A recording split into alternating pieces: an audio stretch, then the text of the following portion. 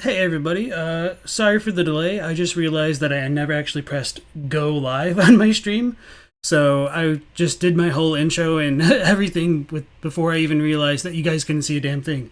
So my sincere apologies for that. We're starting off very strongly here.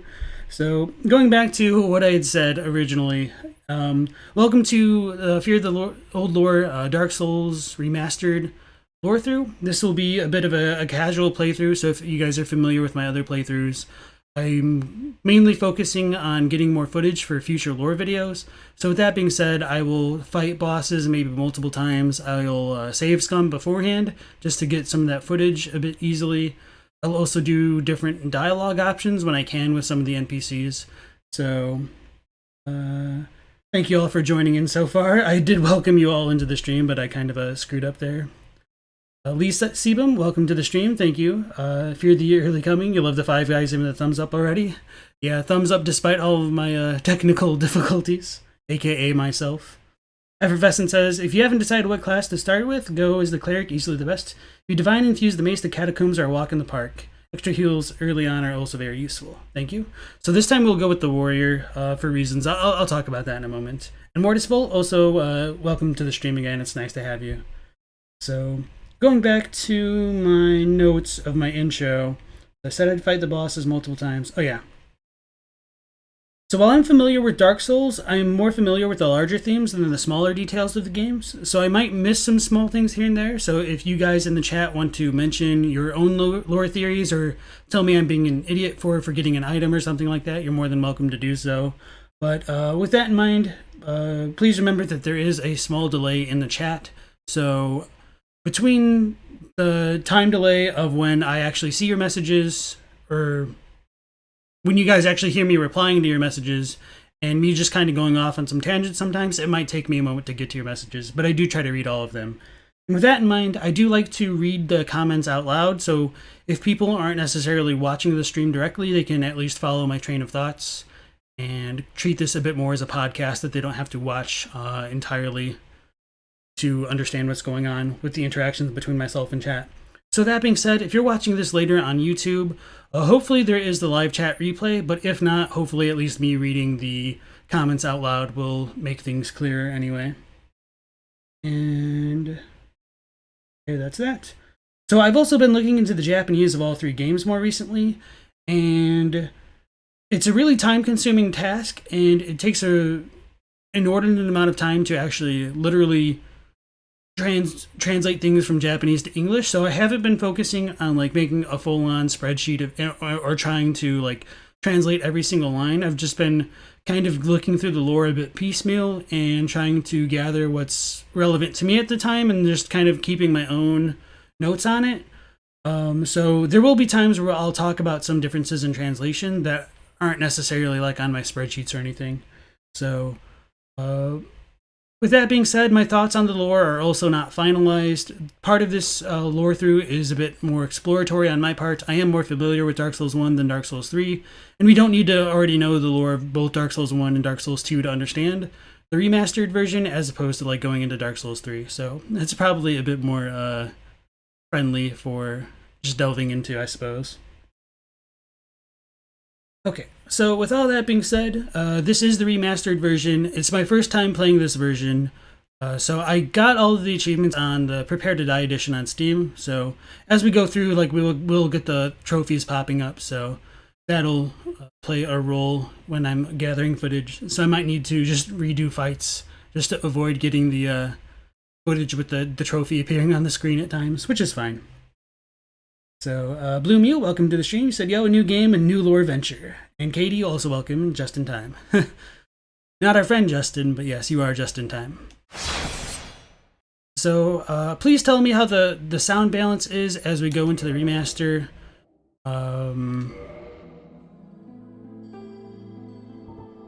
tried looking at this earlier, and I really can't even see the dragon very well at my max brightness right now, so go at number 9. We're going to turn off the HUD and leave the other stuff default because we could probably change that around later. But if the music or the sound is too loud, I can like turn it down from here or even through my streaming software. Rhodey, welcome back to the stream. It's nice to have you. Nightingale, welcome. You said, can't you remove the notification of getting trophies? Probably. I just didn't think about it before starting. And also, it's kind of nice to have like the screenshots on the system. So I'm not like too worried about that. Okay, that's weird. That's all the defaults. My audio just cut out there. That was a little bit weird. Okay. Seems good. Voice loud enough? Sweet. So, enter the character name. I tried to use Fear the Old Lore, but it's way too long, so we'll just go with Lore this time around, and then we'll do like all the defaults, essentially. And since this is a lore through, we'll start with the binoculars. I was originally going to use the old witch's ring, just because I didn't want to like trade for it later on, and that's kind of annoying to get, but I don't know, may as well just go for the binoculars. I guess there is a bit of lore with the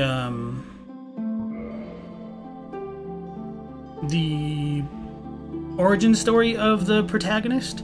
I've never worried about this stuff too much, but I suppose we might as well look at it. Commoner is a very average commoner face. Delta farmer, commonly seen face in the five-finger delta. Huh, five-finger delta. That kind of makes me wonder if there's a relation to Rosaria. I mean, I really don't, but it's just interesting that that comes up. Astora Noble is the handsome face of the refined, common in Astora, which we would find people like Solaire, and later on in like Dark Souls 3 we get Henri. Dragon Scholar is intelligent, sharp lines, but scholarly looks invite insult, so I'm going to assume this is probably related to Vinheim. Thorland Cleric, look common in Thorland, known for its stalwart clerics.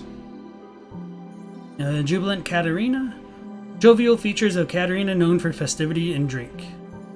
Dubious Karim, ominous features associated with the Earl of Karim. Classic Xena, thoughtful, mature face common in historical Xena. So this is where like Domhnall's from.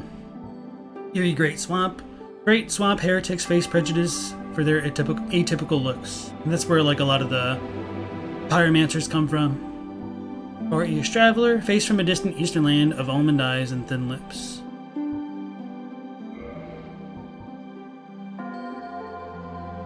He says, okay. So this is what we're going to go with. Part of the reason why I'm going to go with Warrior for my starting class is when we look at the Deprived, we can see, I guess it's at level 1. For some reason I thought Deprived was a level 1 class, so I guess it's Pyromancer.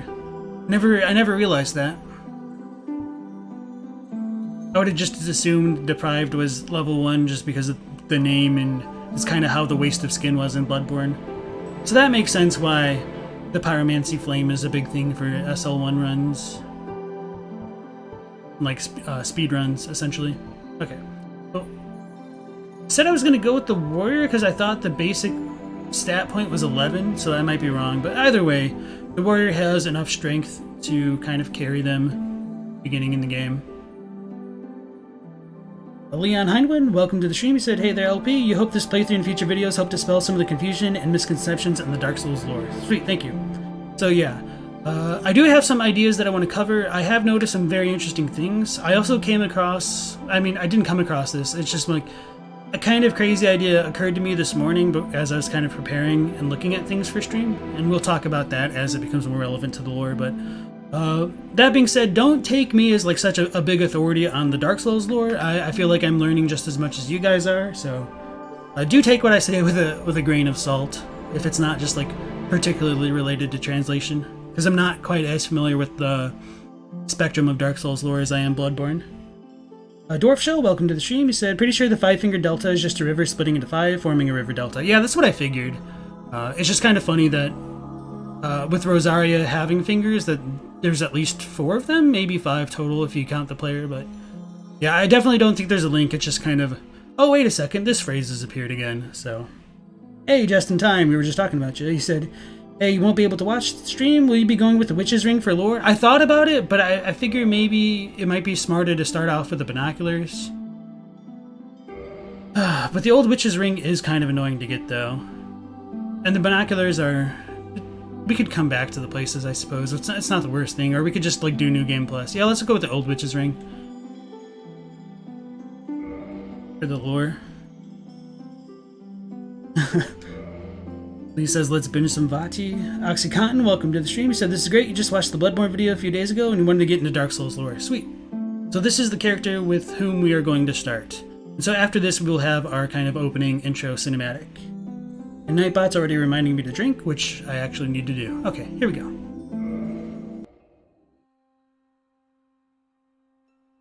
In the age of ancients, the world was unformed, shrouded by fog. A land of grey crags, arch trees, and everlasting dragons.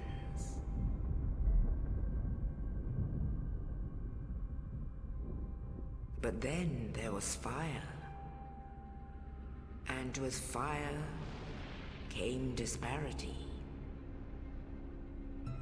Heat and cold, life and death, and of course, light and dark.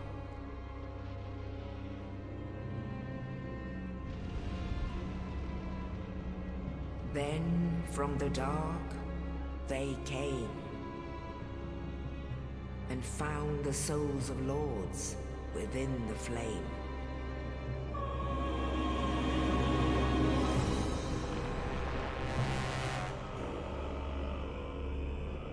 Nito, the first of the dead.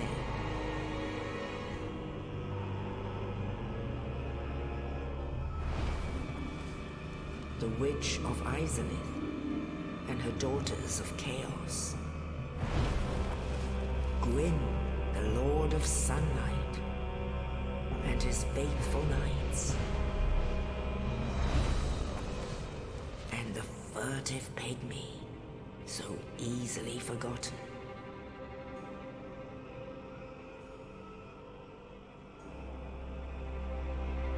With the strength of lords, they challenged the dragons.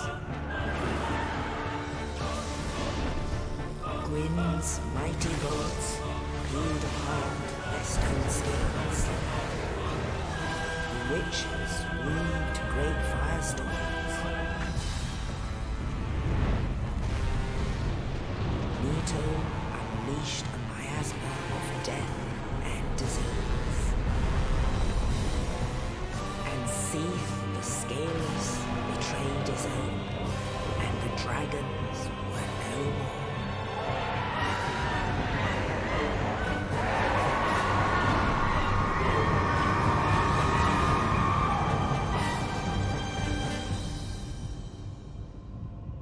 Thus began the Age of Fire.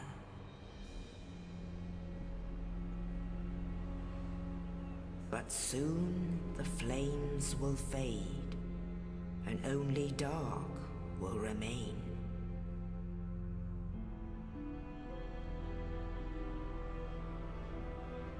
Even now, there are only embers. And man sees not light, but only endless nights. And amongst the living are seen carriers of the accursed dark side.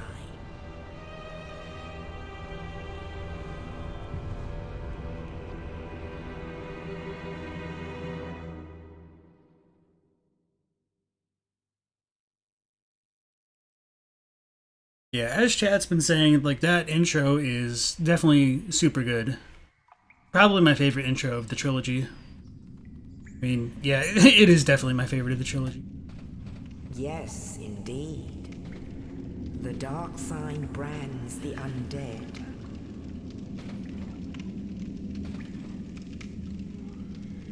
And in this land,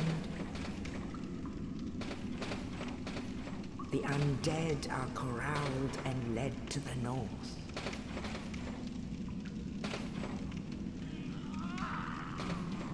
Where they are locked away to await the end of the world.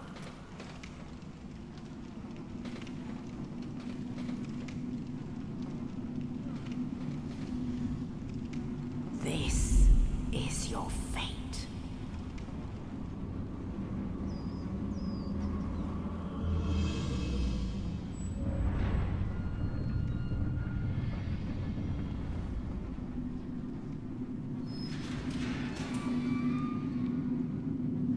Looks like we're already hollowed.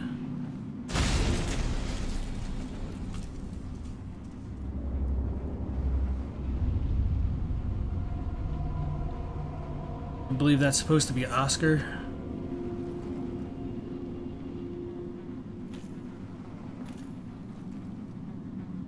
Yeah, this is definitely different having this fidelity within the graphics.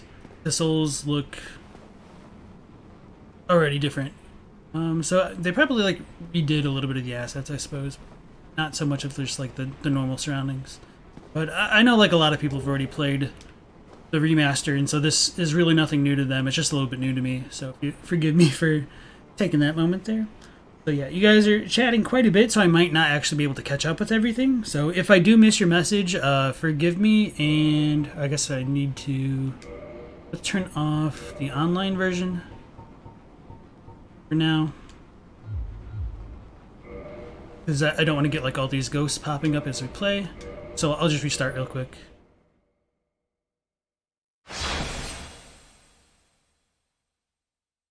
I actually might need to turn down the sound effects, at least on my end. Okay. Okay, that's better for me. Now, let me scroll back up with some of you guys' chats. Venom, welcome back to the stream. He said you can get the binoculars in the graveyard. Azazel says there's lots of hidden lore inside the class descriptions. Yeah, just a little bit. Like, I don't think it's a lot, but I understand what you mean. And also, welcome to the stream, Azazel. Azazel. Nightingale says the best intro in your opinion. Katie says pretty much half the time chat is in flames trying to disprove what I've said, so you definitely don't take me as gospel. Very good, very good. Bobos, welcome back as always. Such a cool opening scene. Imar Ben Israel, welcome to the stream. He said this intro is the most goat of them all. You love the DS3 gameplay, but Dark Souls 1's lore in-game is classic to you. Velka's crafty and mysterious as always. Mortis says, by the way, when Nito first appeared, it looked as if he materialized or morphed into his current form. Gabriel, welcome back to the stream. Vagamench also. Echo Fiend. If heat and cold didn't exist until the advent of fire, was everything in the Age of Ancients at room temperature? I feel like that without disparity, there's no way to like tell the difference, and I think that's kind of what it's getting at. Like, you can't have hot if you don't have cold, and so if everything is the same temperature, you can't tell the difference, I suppose. At least at 0 degrees Kelvin, so absolute no movement of particles. Oscar.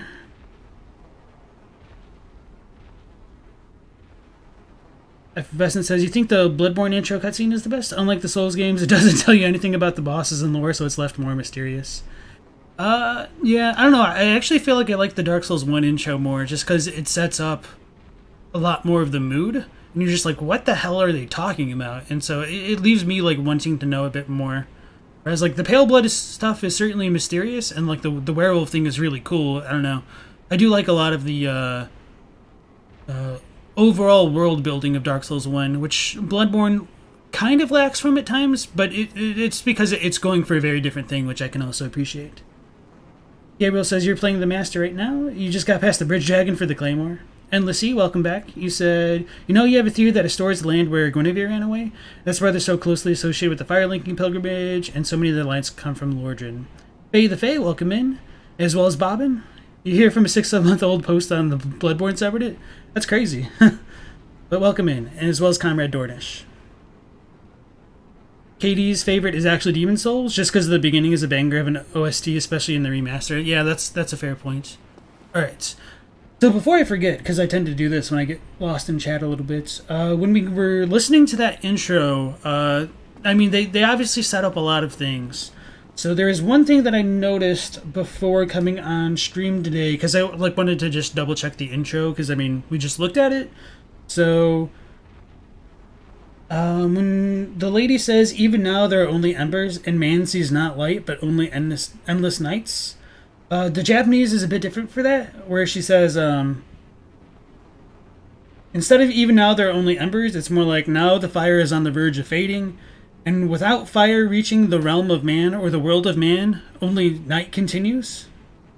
So that's a very interesting thing, and part of the reason why I think that's interesting is because I wonder if that idea of the world of men not having fire or light and it just being an endless night is a specific thing.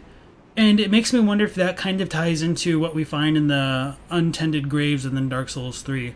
I don't necessarily think that the place underneath Lordran, or not Lordran, but Lothric in Dark Souls 3 is the world of men, but I find that idea fascinating that perhaps in Lordran light still exists because it's closer to the fire, but in the world of men, it's perpetual night. So, just wanted to mention that because that's something that kind of tickled the back of my brain, I suppose.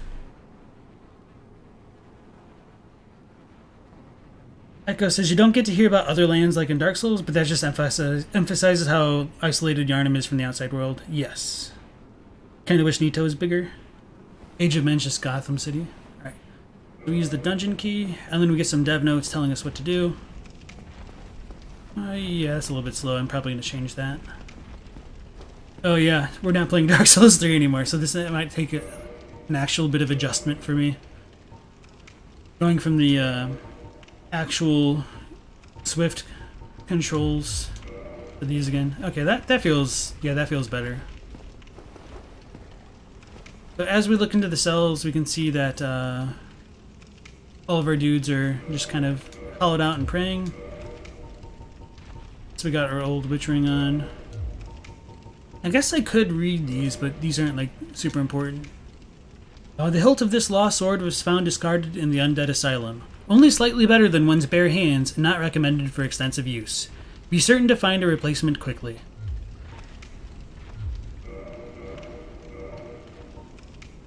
A sturdy helm made of iron, very common type of protective gear. It provides a sound level of defense.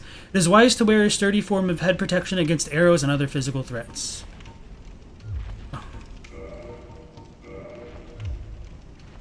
Okay, that's for that. Their way, probably just need to go like this. Yeah, that makes the most sense. Okay. Armor made of thick leather, very common type of protective gear. It provides a sound level defense. And it's pretty much all the same. Okay. Scott, welcome back in. Venom says, if you remember correctly, the whole world was supposed to go dark once you killed Guinevere. They kept the effect restricted to Anor Londo due to time restrictions. You feel we're supposed to assume the whole world is dark with only the area around Anor Londo being able to enjoy Gwendolyn's illusion of sunlight. This theory may break depending on how far you think the Asylum is, though. That's an interesting thought, and thank you for bringing that up. Because I didn't necessarily know about that. So this tells us how to attack. Did we get a shield? I thought we saw ourselves with a shield at one point, or maybe it was just in the warrior starting class scene, I guess. We get another hollow dude. These dudes are non-hostile, so this is like your target dummy for learning how to attack. We can still kick. He doesn't seem to get hostile. It's fine.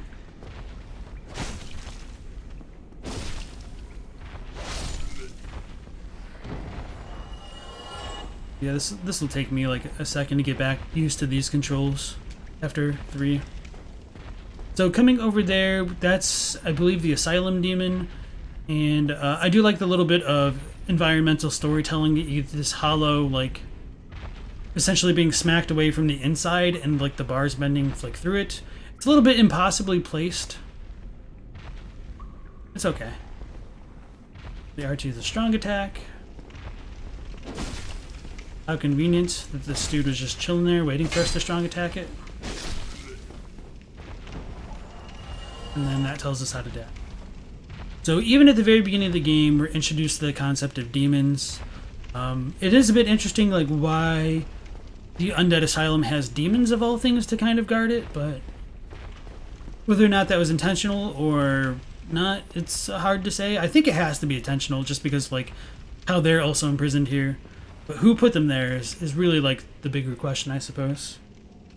Lord of Dogs, welcome into the stream, as well as Felipe. Nice to see you again. Gabriel says, you got the witch's ring. Is there any way to get it without picking it as the gift? You can trade with Pickle P for something. Or no, it's Snuggly in this one. I call the Dark Souls 3 crow Snuggly in this one Pickle P. Go figure. Bobbin rage quit at the wolf boss in the Painted World in Dark Souls 3. Lee says, you absolutely love the lore. How people are still drawn in by the Soulsborne games.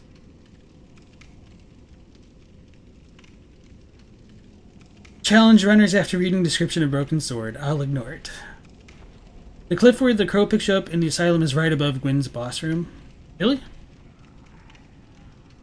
Interesting. Venom says, look to the right, the bent bars near the demon to see the only corpse in the game wearing a sack on its head. Where are we? Gonna go back down? Yeah.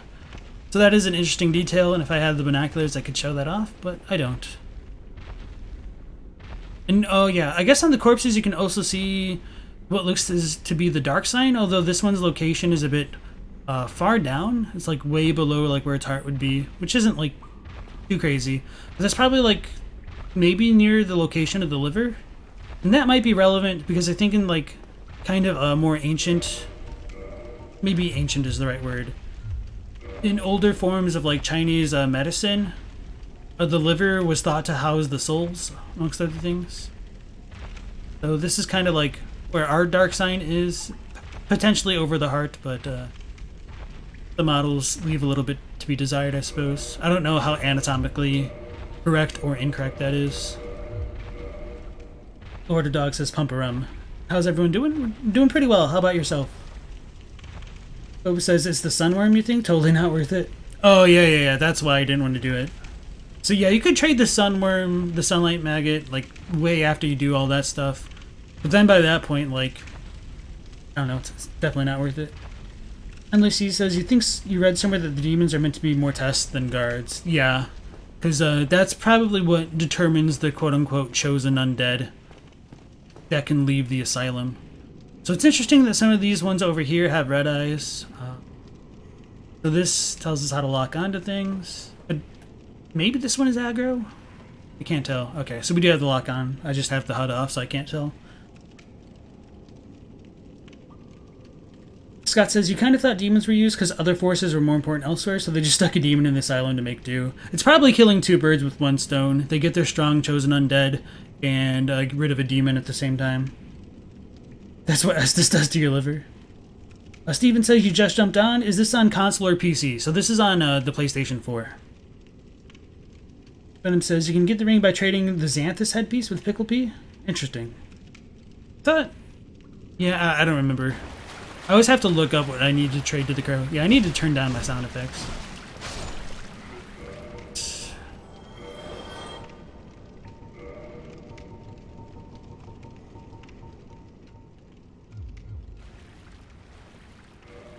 Maybe that's a little bit too low.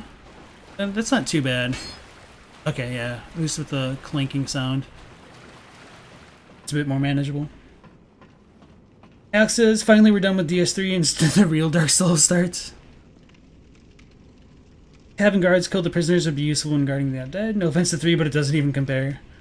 Echo says, you like to believe that Gwyn's war with Izalith's demons had something to do with it. Demons were meant to be here rather than just them stumbling up from Izalith. Min-Max, welcome back to the stream. Effervescent says, the howl in the corner there is the main protagonist in the upcoming Dark Souls Shadowfall mod. That's a fan-made direct sequel to DS1. Okay, yeah, I think I know what you're talking about. You see it like running away from Gwyn, or is that like the Cinders mod? I forget what mod is in which game. So this is our first bonfire. I should probably try to make this actually look cinematic, I suppose. Let's do it like this. Yeah, now my camera's too fast. Okay, there we go, kinda.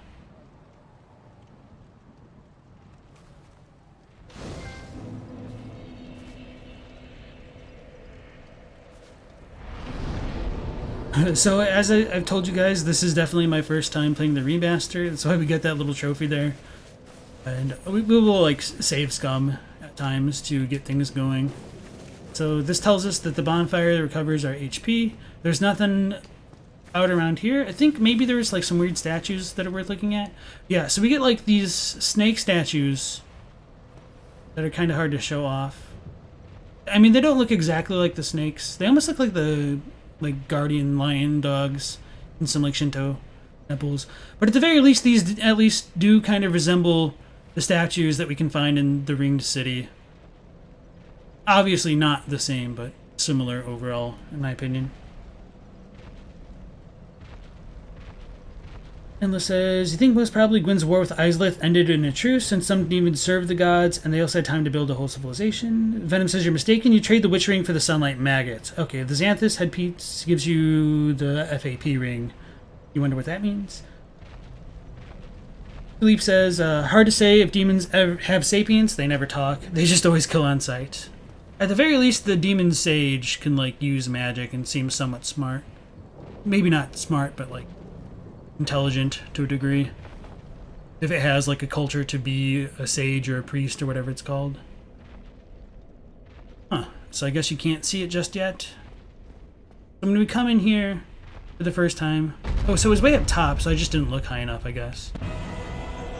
We get a random ass demon come to attack us. So if we kill it this time, we can actually get its hammer as a prize.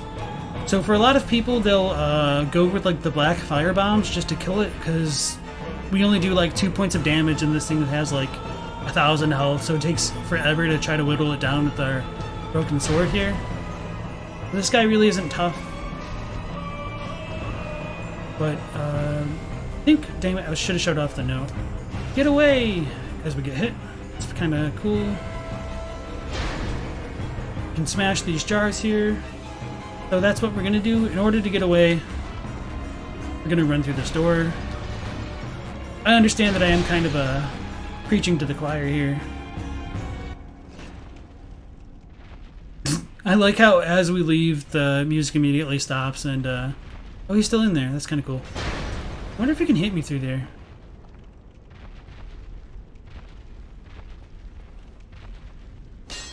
Okay.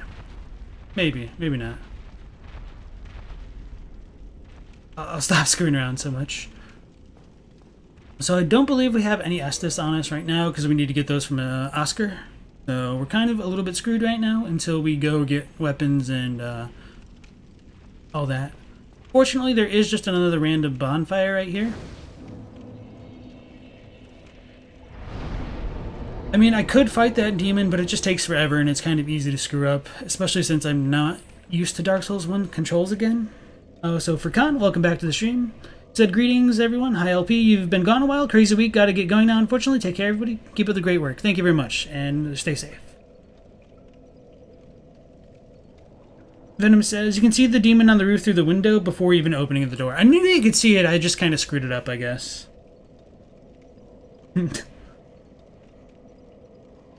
Ring of Favor of Protection. Esley the Crow, welcome in. Nightingale says, we do know that demons have an established language, and maybe they don't need to speak in the traditional manner. There's also the thing, like, with, it could be similar to the idea behind the Witch's Ring, in that,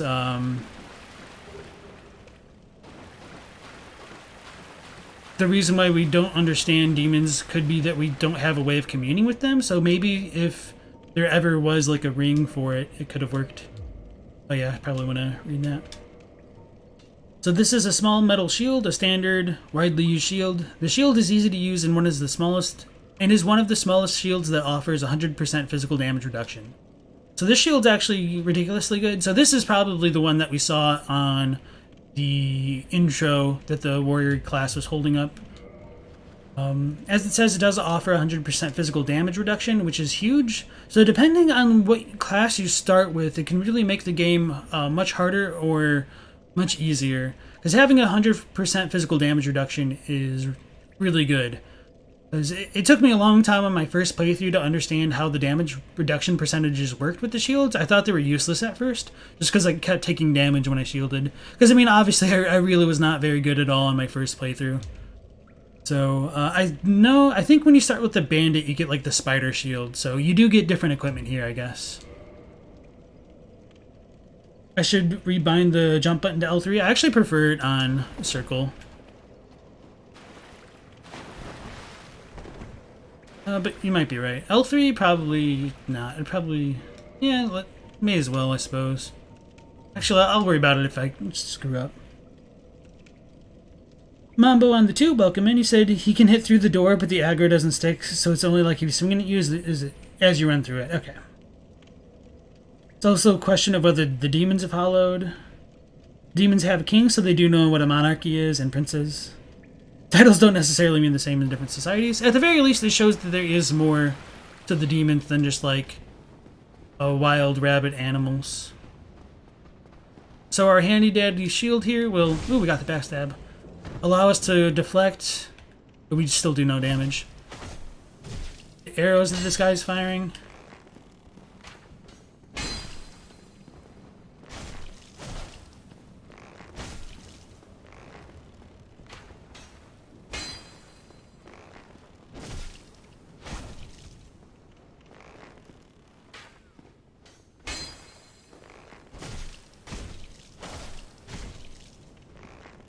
So this hollow has a bit more of like the standard style HP.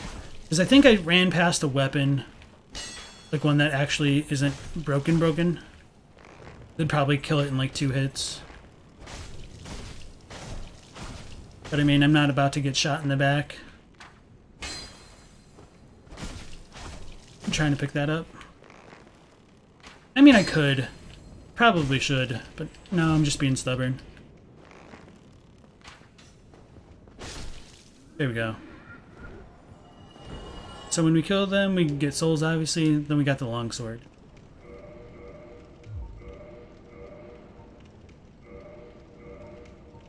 So this is a widely used standard straight sword, only matched in ubiquity by the short sword.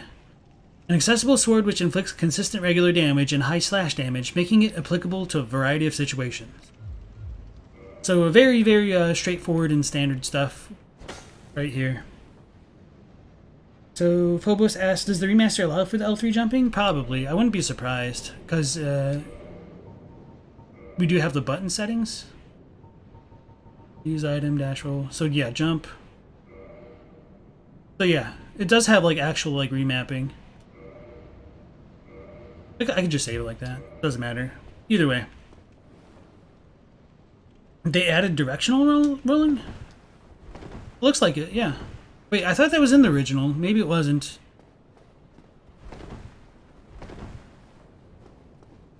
That'd be kind of weird. Endless says, maybe in DS1 when Isolith and a couple of her daughters were still alive, the demons were only sages and stuff, but after their deaths, the demons probably appointed a monarchy. After you go through the fog wall, look through the bars, you can see the Oscar dying in his room before the metal ball even comes down the stairs. Okay. Perhaps the fire sages became the kings? Not that chieftains are less to kings, you just think the term fits better for the leader that rises through strength and competence rather than a hereditary system. No, it's still only 4 directions. Okay. Well, we'll see. I have only played the Prepare to Die edition, so... I honestly don't even remember if it was 4 or 8-point rolling. So yeah, as was it Effervescent was saying? No, it was Venom. Yeah, we can see that Oscar is chilling out, lying down before the ball comes rolling in. So this tells us how to backstep and to roll. We look over this way, we can't get up here quite yet. So that incentivizes us to explore, not that we really have much of a choice. There's nothing else over here.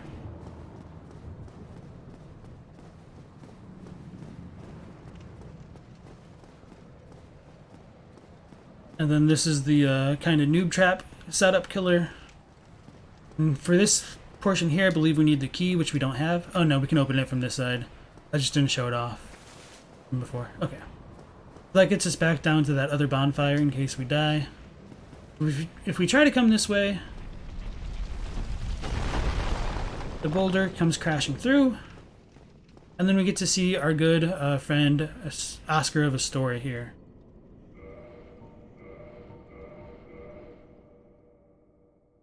So, for those of you who are kind of new to these streams, you could pretty much take the times that I upload it, the game file, as a symbol of ill omen, and that'll become a bit clearer in a moment here.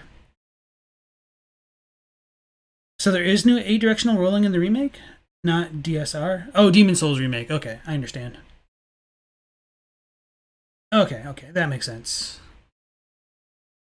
Got a spaghetti, welcome in. Felipe says, basically, demons like the old Demon King, Demon Prince, and maybe even the Silent Demon are leaders through the demons, but you wouldn't say that they have a whole monarchy from what you're seeing. PS1 PvP is garbage.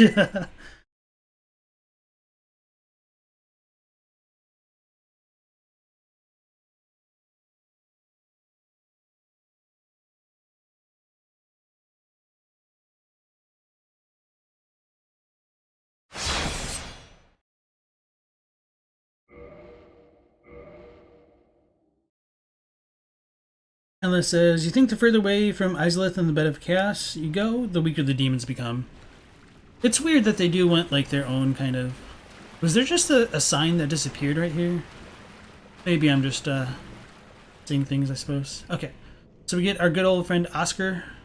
Let's talk to him. Oh, you. You're no hollow. Thank goodness. I'm done for, I'm afraid. I'll die soon, then lose my sanity. I wish to ask something of you. You and I, we're both undead. Hear me out, will you? Yes, I see. Perhaps I was too hopeful. Please, leave me be. I have not long to live, and I may harm you after death. Now, go. Can I not talk to him? Okay. Please, leave me be. I have not long to live, and I may harm you. That.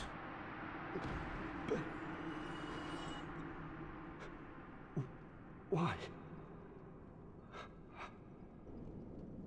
So if we kill him, we get our Estus flasks and the Asylum East key. Random trophy. Okay. So I'm going to show off the key because we won't get this until later on. Or maybe he does give it to us. I honestly don't remember. I didn't read the dungeon cell key yet either. So this is a key to the dungeon of the Undead Asylum to the north. A mysterious knight, without saying a word, shoved a corpse down into the cell, and on its person was this key. Who was this knight, and what was his purpose? There may be no answers, but one must still forge ahead. Key to the iron bars on the east side of the second floor of the North Undead Asylum. The Undead Asylum is a giant undead prison segmented by countless iron bars. Even if an undead were to escape from a cell, passage to the outside world would not be gained easily. So, okay, yeah, I think he does give this to us, even if we don't do it. Because that'll open the way. Okay, so because that's what opens here. Okay, yeah, that makes sense. Okay. So I just wanted to show off what would happen when you say no to Oscar, and then we'll reload it and say yes this time around.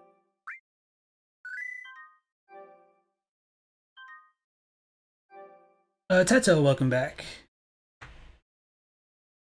He said, also, how's Lost Izalith Unfinished? You heard it a million times by now. Have you not played through Lost Izalith? It's a little bit kind of self-explanatory. Dragon butts everywhere. Okay. Max says, if that were true, the Taurus demons of the demon ruins would be way stronger than the one on the bridge, which, if you remember, isn't true.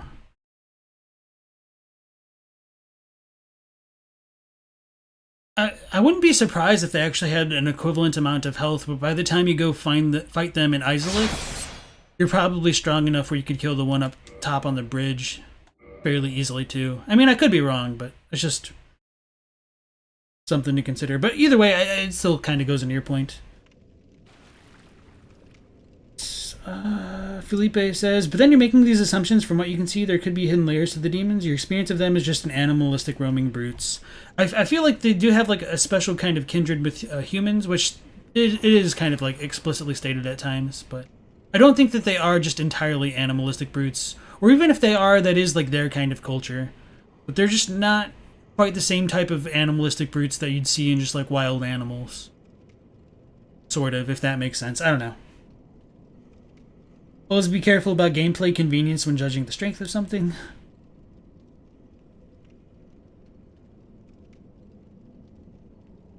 Scrolling back up. It's been confirmed to be rushed by the devs. Most of the enemy placement is hasty. It's not unfinished, it was just rushed. You gotta admit the level design is pretty poor there. Just copy-paste loads of the same enemy. Fat roll. Okay, you guys in that. Jesus Christus, welcome to the stream. Thank you for blessing us on this fine day. Is there worse boss in video games than Bed of Chaos? Honestly, I didn't hate Bed of Chaos. Like, it's a little bit annoying, but... yeah, I can probably think of worse ones. So you guys are scrolling by pretty fast, but let's continue with the game. Oh, you. You're no hollow. Thank goodness. I'm done for, I'm afraid. I'll die soon, then lose my sanity. I wish to ask something of you. You and I, we're both undead. Hear me out, will you? Regrettably, I have failed in my mission, but perhaps you can keep the torch lit. There is an old saying in my family, thou who art undead art chosen, and thine exodus from the undead asylum maketh pilgrimage to the land of ancient lords. When thou ringeth the bell of awakening, the fate of the undead thou shalt know. Well, now you know, and I can die with hope in my heart. Oh, one more thing. Here, take this. An Estus flask, an undead favorite. Oh, and this. Now I must bid farewell. I would hate to harm you after death. So go now, and thank you. Alright, so I'll monologue a little bit here. From Oscar, we learn, kind of learn, that dying isn't necessarily the end of our character or people in this world. When they die, they revert to a state called being hollow. The Japanese term for that is moja, which kind of means deceased, but there's also connotations of something being consumed by greed or desire. So that is a kind of really poetic way that it works out in Japanese. I think them going with hollow does a really good job of trying to capture that feeling to an extent. Especially for a term that you can't really translate directly. So when you become hollowed, you kind of turn into the equivalent of a zombie, I guess we could compare it to. And you crave souls and humanity kind of mindlessly. So it's a very terrifying end for the characters of this world. So it's very understandable why becoming a hollow or an undead could be seen as a kind of curse. And so going to that idea of the curse, I'm going to make some kind of really controversial statements here, and I want to be very clear that these are just kind of preliminary thoughts into some things that I've been looking into a lot more deeply recently. So, I guess I should also pull up the dark sign, since this kind of like ties into it. The dark sign signifies an accursed undead. Those branded with it are reborn after death, but will one day lose their mind and go hollow. Death triggers the dark sign, which returns its bearer to the last bonfire rested at, but at the cost of all humanity and souls.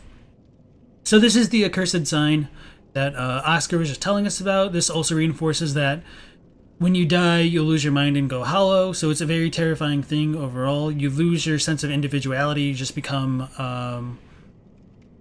a mindless monster, essentially, that will attack your friends and family if left unchecked. So that's why they send these kind of undead folks to this undead asylum, to keep them away from their normal civilizations in the world of men, I guess. Which is kind of weird to try to parse together where the world of men ends and begins, and then like where the Lordran essentially begins and ends as well. So the thing which will transport us to Lordran later might have a bigger role, but as far as like the boundaries between the two worlds, it's a little bit hard to say. Although I suppose it's not like super relevant, just because we do see like with some of the soap signs and stuff that you can kind of traverse worlds willy-nilly in this universe. All right. So that stuff obviously wasn't like the super controversial stuff. So recently I've been thinking about the nature of the curse and the dark sign and humanity in general. And I suppose it might be a little bit easier to talk about when we get more items to show it off. But so my preliminary thoughts are with Gwyn and the gods allegedly like putting a seal of fire onto the forms of men and shackling them, that to me signifies that it's like tied into the dark sign. So it seems to me that the power of fire is what caused these people to reanimate over and over. So I don't think that's like too crazy a statement to make. It's pretty straightforward, but it ties into a lot of things in many ways. When we look at humans and humanity, which it'd probably help if I actually had like a humanity item, humans are affiliated with the dark, so the fact that there's like this kind of seal of fire or potentially like a seal of light that's cast upon them, that probably ties into them becoming more and more undead. And when we die, we do see that we lose all of our souls and our humanity. And while we're talking about humanity, the term that's used in Japanese is like ningen-sei, and so it doesn't necessarily mean humanity as in like the human race type thing. It's more like the quality of being man or like human nature. So the more humanity item you have, the more like human nature, I guess, you kind of have. And so one idea that I've had in relation to that is when we kill things like rats that drop humanity, that doesn't necessarily mean that the rats are human. It's more like the rats are probably more human-like or have more human nature than just other kinds of beings. And they're probably more affiliated with the dark. And so there is that very explicit connection between humanity and dark that'll come up quite a bit throughout this playthrough. I do have more to say about this, but I see you guys scrolling here, so I'll try to catch up with you a little bit before going on much further. Fine day indeed. Keep up the good work. You love it. Thank you. John Doe, welcome in. You said, oh my god, right after you discovered the fear of the Old Lord? Sweet. Nice to have you. Felipe says, it'd feel wrong not to fight the Witch of Isolith. They could have shown better that Oscar had been crushed down from the roof. He looks like he's resting on some pebbles. And some rubble. Oh, it seems like a good way to describe the concept in English. I agree. But it is a bit more tied to Buddhism, which I didn't say, so forgive me for that. One thing you find weird is that they don't apply this mechanic to any NPC. Document says, shame they got rid of all the Oscar content. The biggest shame out of all the cut content. Yeah, that stuff was kind of crazy. I like stumbled upon it a bit recently. The Oscar questline was pretty cool. Reson, welcome back to the stream. He said, oh damn, we on DS1 now? Yes, the remaster. Or the Prepared Allure edition, as we're calling it. Bobbin says, how come the undead merchants aren't hostile, and do the regular hollows buy stuff from them? Considering how few souls they drop, they wouldn't really be able to afford anything. Those are all very good questions that I don't really have a lot of answers to. But even when we look at our player, we can kind of see that we're hollow. So hollowing to a certain extent doesn't necessarily mean the end. I guess if you have enough willpower, you can kind of put it away. And that's a theme that's used throughout the series, like Siegmeyer, Sieglinde. Well, I guess Sieglinde isn't technically a hollow, but all of the characters that have like a duty won't kind of succumb to their hollowness or their madness until they've finished that mission or given up along the way. So as long as you have the willpower to persevere, you can kind of stave off hollowness. And that's probably like also the meta reason for why one is able to link the flame at soul level 1. It's like your willpower is it's like the fuel of the universe. It's kind of like the essence of life in these games. So we'll talk about that more as well, but I feel like it's pretty straightforward. Eduardo, welcome back in. You said, are there undead who don't have the dark sign? I don't believe so. I guess you could argue that like Nito wouldn't fit in, but for whatever reason, like the Japanese does refer to Nito in a bit of a different way. Instead of Molja, the dead like Nito are called Shisha, which literally means like dead person or death person, I guess, could be another way of thinking about it. Gasky, welcome in again. Nice to have all of you. We're kind of popping off today. It's pretty sweet. Gabriel said he always got that the rats feed on corpses. Yeah. Well, even in Dark Souls 2, when they do bring up like the Rat King, I understand why people dislike it, but that could be a potential rationale for why rats or maybe even cats can speak. They might be more affiliated with the dark and humanity. Beep says, stuff often got cut because it's overambitious. I'm going to take resources for more important stuff. Yeah. Minmax says, you hollow in body first before mind. That's a good point. Even in Dark Souls 2, it's shown with Leningrad. Thank you. Your character goes hollow when the player rage quits, lol. I agree, 100%.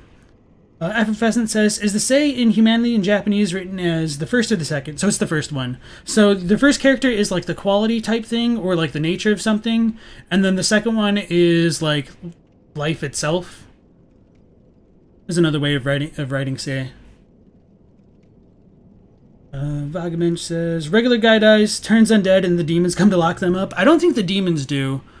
I think later on we see that a Black Knight has fallen into our cell, so it's possible, like, Black Knights have been gathering hollows and throwing them into the Undead Asylum, potentially to carry out Gwyn's will to find a worthy successor. But, that being said, we really don't have an explicit answer, unfortunately. It's probably just, like, if you have a hollow that has the indomitable will that's able to challenge and overcome demons, they're probably going to be good enough to pursue other feats of greatness that'll be like beneficial for the Age of Fire. Nito has his own form of undeath. Burquapsico, welcome back in. He said Hollow seem to keep going thanks to the desire. Seems like the Dark Soul is characterized by that longing. Yes. We are growing, aren't we, LP? Yes, we are. Endless, he says, as long as the fire is artificially revived, it will keep reviving people. Yes, and I'll talk about some of that more in just a moment here. Kasky says, you think the dark sign activates when the first flame is fading? That's the curse that Gwyn placed upon the humans to urge them to relink the fire. Leaf says, as long as you have something to fight for, you won't fully hollow, but if you're left with nothing, either you through success or giving up, then you go hollow. Brixton Inc., welcome back. You said, the thing about undeath and hollowing is that the messiness between its connection to fire and dark is that their sources claim that undeath is the true state of humanity and the dark. Yes. Okay. So going back into some of the more controversial statements that I was kind of hinting towards, and I'm not like just trying to like build up hype or anything. It's just I don't know. Sometimes it's easier to set things up first before leading into it. So with the idea that the fire is reviving people, and that causes them to go hollow, it's kind of interesting to consider. And so I don't fully believe this, but this is just a thought that I've had because I was looking at some descriptions. Actually, I don't remember what it says in English. I need to look this up, so just give me a moment here. Because it might have been different, now that I think about it.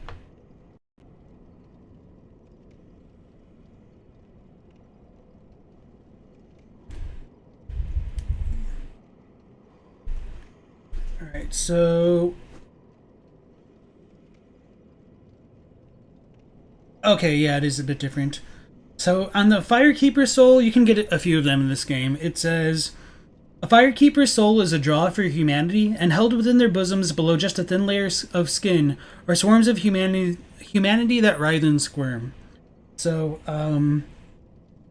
as far as the Japanese goes, it says, like, the soul of a Firekeeper is a draw for humanity, and it uses, like, a Shinto term. It's like a beacon for humanity, so, like, humanity is drawn toward it. I'm not, like, trying to criticize that point. I'm just trying to, like, explain that there is, like, religious significance to it. There is more nuance there that we don't fully get just from the translation. And after that it says, like, that doesn't... It isn't different for the Firekeeper's body. So humanity is drawn to the Firekeeper's soul as well as their body, essentially. And so... within the bodies of the Firekeepers, the humanity, there's like countless bits of humanity, which is kind of like the same as the rest of the description there. So what I was thinking was potentially with humanity essentially being drawn towards the soul of the Firekeepers, I was wondering if losing humanity on death causes a kind of curse to build up. And I mean, damn it, let me try to rephrase this a bit better. Within the games, they do mention, like, a lot of times that, in Dark Souls 2 especially, that the soul and the curse are one and the same. They're just kind of two sides of the same coin. So you could associate, like, the idea of souls with, like, light and, like, light souls, and then curses with, like, the dark soul and humanity to a certain extent. And so there almost seems to be, like, this third component that's not explained very well that I'll try to get to in just a moment here. So, anyway, if a person dies, it isn't in their normal nature to, like, reanimate or revive. So we do know for a fact that it is the power of the fire which is making them reanimate. But and the same idea that humanity and darkness is drawn to souls, maybe because of this power of the fire being like flowing back into like a dead person's body, it causes another form of life, aka like the curse, to build up in that body, and that's why people start to go hollow. And the darkness of humanity gets lost in the process to a certain degree. So it makes me wonder if the shackle of the gods was the dark sign, and if fire is filling this body, it makes me wonder if darkness is also filling it, but in so doing it's getting trapped. And so I kind of wonder if humans are essentially just like trash bins for darkness, as far as like Gwyn is concerned and like the state of the world. Now, I don't fully believe that. Let me just kind of explain that. So I think there's probably a bit more of a difference between like raw darkness and like humanity, because humanity does seem to have more life to it, and when we do use humanity, that does revert our hallowed state. So I don't necessarily think like the whole like trash bin receptacle idea really pans out, but it's something I want to explore a bit more on my own as I like kind of look through things. I just kind of wanted to bring it up to maybe give you guys some more food for thought. But aside from that, it seems like the hollow form itself is most closely associated with the fire, but it's the human aspect which gives it its intelligence and its humanity, for lack of a better term. So that's kind of straightforward in a lot of ways, but for some reason it does feel like more significant than the game is really let on to a certain degree. But if we consider like what Aldia and Vendrick talk about with life itself being a bit of a lie, a manufactured thing, and all that stuff, it almost seems like the hollow form itself is something that could have been created by the gods to contain the darkness within it. And so once people die, like the darkness escapes it. It's a bit weird. So actually this could work. Okay, I've kind of got my idea of how it works together better. So because people who are dark initially, when they're human, they want to stay human. So it's in their own interest to kind of keep their false life going. So they want to get rid of being hollow, which is a product of the flame, even though it's containing like their true nature, the darkness within them. So by going through and linking the flame, they think that they'll go back to their normal state of humanity because it's not being leaked out of them when they die from the dark sign. That's probably what it's trying to get at, and I've just been like floundering here trying to throw that all together. So I think that's a good enough explanation for now. So I'll go back to you guys in the chat. If you have questions, which I'm sure some of you guys might, we'll talk about that. And then after that, I'll probably just have to proceed a little bit and actually deal with this next boss, because we're already like an hour into the stream and haven't even started the game, which is fine. I mean, we're all here for the lore and I'll enjoy it, hopefully. But I don't know. I do always feel like the pressing need to keep progressing, I suppose, even if I don't actually need to. Let me scroll back up. All right, I'm probably not going to be able to keep up with everything, just because I talked so long, unfortunately.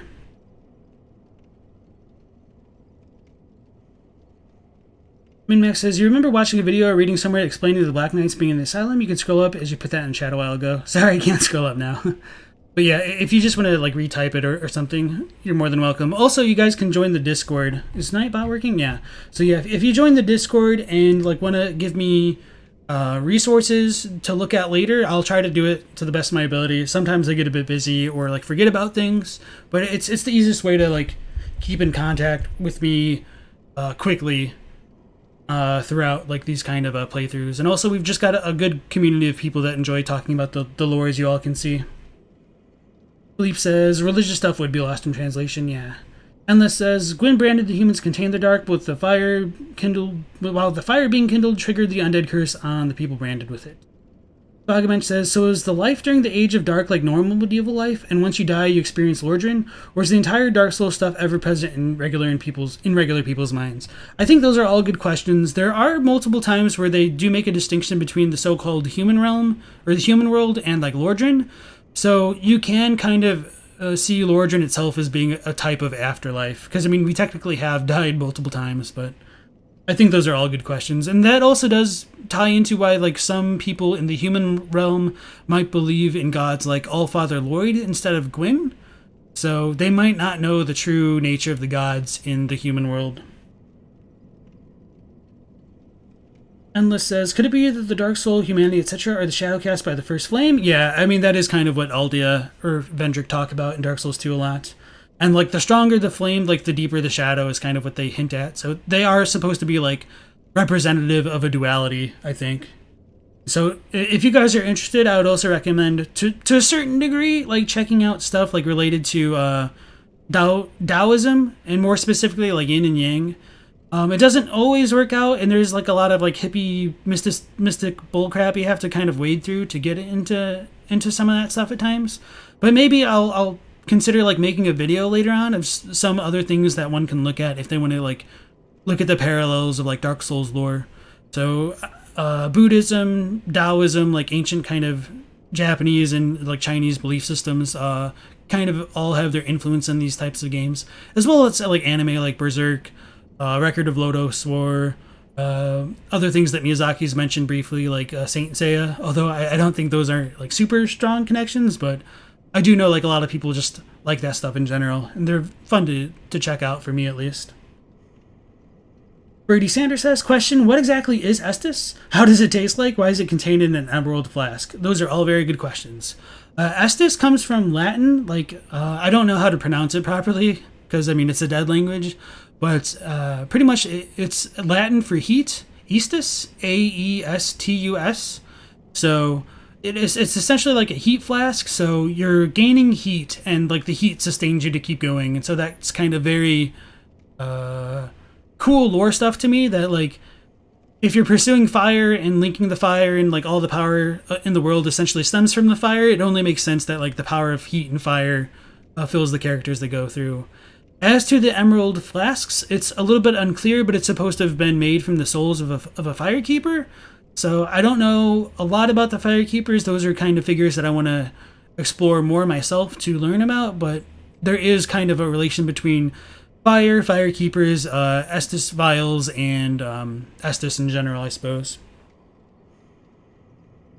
Endless says, the shadow of humanity needs to be drawn in by something, so the firekeepers are there. Yes. Philippe says, maybe the first flame and the Dark Soul have to subsist as long as the other is alive.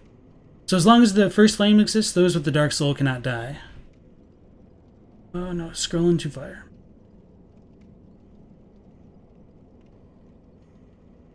Effervescent went hollow yesterday after waking up after a binge. That's unfortunate. I just saw the notification there. Max Schultz, thank you very much for the 10. I appreciate it very much. You don't have to do that stuff, but I do appreciate it. It does make purchasing these games again a bit easier on the wallets. You said you wish you could watch and discuss with the community, but you're at work all day. Hollowing is a great subject. You'll try and discuss in the comments when you can. It's all good, man. And these will be, like, archived onto my channel, so you guys will have the opportunity to watch them later. But I appreciate it very much. And hopefully you have a good shift at work. I appreciate it, again. And hopefully this doesn't distract you too much. Alright, going back up. Hilda says, one theory, pre-shackle humans might have actually been reanimating naturally. Maybe. Vagament says, so humans are inherently dark in the inside? Yes, I believe so. Human nature is described as dark in multiple sources throughout the entire trilogy. But there does seem to be, like, some difference between just pure dark and humanity. What exactly that difference is, I'm not entirely sure. But when we do look at the humanity sprite, there are like the little, like, white silhouettes around it. So maybe humanity is animated by souls as well, because it is called a Dark Soul. And then Bobbin says, Lordran is a literal place in the world of Dark Souls, but once people turn undead, they get sent to the Undead Asylum.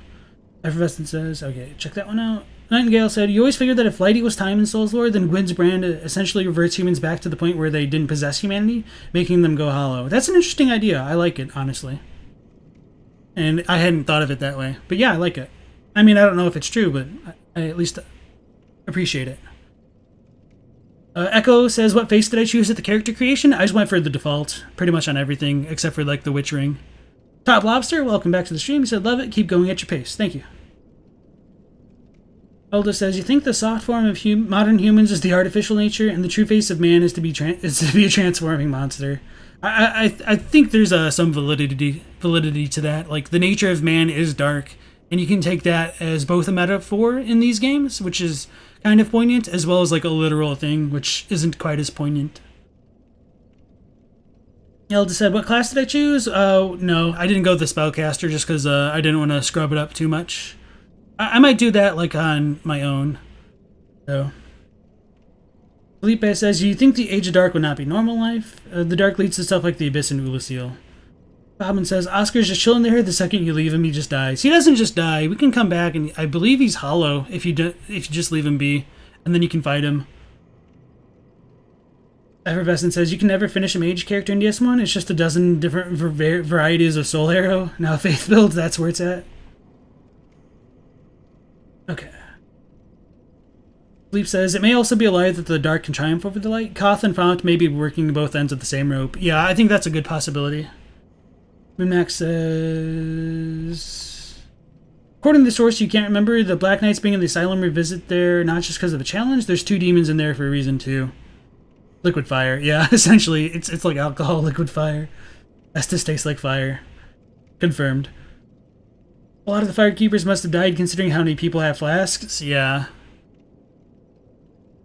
But, I mean, if you look at the Undead Tower in Dark Souls 3, like, there's just stacks and stacks on stacks of firekeeper corpses. And this is supposed to, like, what, be 1,000 years after Gwyn Links? Or maybe it's 800? I tend to forget, like, the exact numbers, but there has been quite some time since Gwyn did his thing. And even some time since, like, the war against dragons. Minmax says, the Black Knights were to escort the demons as there as prisoners of war, or something, and have them play the role in the Undead Pilgrimage, or to choose a successor to Gwyn. Eduardo says, you're in the middle of reading Berserk right now, and got a spoiler from another Souls lore video? No warning or anything? Okay. Yeah, Berserk's great. I love Berserk. I need to read it again, but then we'll have another weight to deal with, so I kind of don't want to read it again. It's kind of nice just waiting for it. Did it not save how loud this stuff is? Okay, no, I guess it's just loud. I'll probably just leave it like that. Minmax says, if the Chosen Undead killed the Asylum Demon and failed to link the fire, that is, they hollow before linking it, the Black Knights would replace the Asylum Demon with the Stray Demon. Interesting. To kind of rectify the mistake of the Asylum Demon being beaten by luck and not fate, and have another Undead defeat the Stray Demon to link the fire more successfully. It's a theory, of course. Yeah. It wouldn't be too surprising because, like, the Black Knights would be more adept at fighting things like demons as well. So, totally makes sense to a certain degree. I mean, we can't, like, confirm or deny it, though. That's weird. I'm, like, clipping on the wall. Okay. Oh, yeah, okay, I see it. He says, you agree mostly, but you do think that they are right in saying that hollows are the true form of a person, but not human? When first things came, were probably from the hollows or like them. They ran out of space. Okay. Yeah, so I do think you can argue that, like, the hollow is the original form of man, but if you take it as, like, a hollow is like a vessel or like an empty container that can hold souls, it can also hold darkness. So whether or not you want to say that man is dark or man is hollow, I think are 2 different arguments that one could have. And I think both have validity to a degree. But, yeah, okay. Bleep says, Wild Theory, Frompt and Koth are both ends of the same creature. Nightingale says, there's an alcohol video to make Estus to look up on YouTube. You should try it. Birdie says, do you have any thoughts on how miracles work? Can tales of anyone or anything become miracle spells? I think the answer is yes. When we look at characters like Evlana in Dark Souls 2, it says specifically that she used to be a human, but through the passing of lore and time, she was essentially deified as a god. The resting at bonfire revives enemies. So the power of faith, essentially, has the power to kind of overwrite what's in the natural world here. So, like, the power of healing is probably just, like, denying the past of what's happened to a person, which is probably, like, similar to, the concept of like the repair spell and Ulasil. I mean, they're probably different because they come from different sources, one being a sorcery and one obviously being a faith-based miracle. But just the power of belief in general can kind of overwrite reality in these games. Oh yeah, I can parry in this game, can't I? Yeah, duh. I mean, I could parry if I'm not a goober. Oh, the delayed attack got me. I don't even know why I'm like trying. It's just kind of getting myself hurt for no reason. Yeah, that tells us how to parry. So this way is locked right now. I actually need to turn on my HUD for a second just to make sure that I have my Estus vials equipped in the right spot. Okay. Oh yeah, because we picked up the ring, not the binoculars. I think falling down might hurt me. Well, let's just not get hit. That's the real... Okay, so I forget you need to actually stop completely in Dark Souls 1 to heal up. And then I'll catch up with you guys before dropping down to the boss. And as we look out, we can see like where the crow will pick us up later. Spoilers. In case you guys didn't know. Alright. I need to drink some water.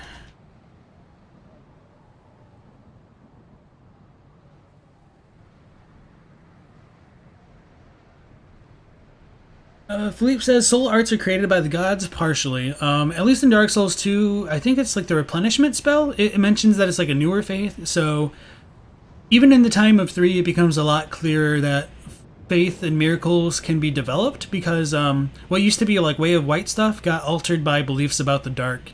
So you get like the deep protection spell, which used to be just like a normal style miracle, but beliefs in the darkness and all that changed it.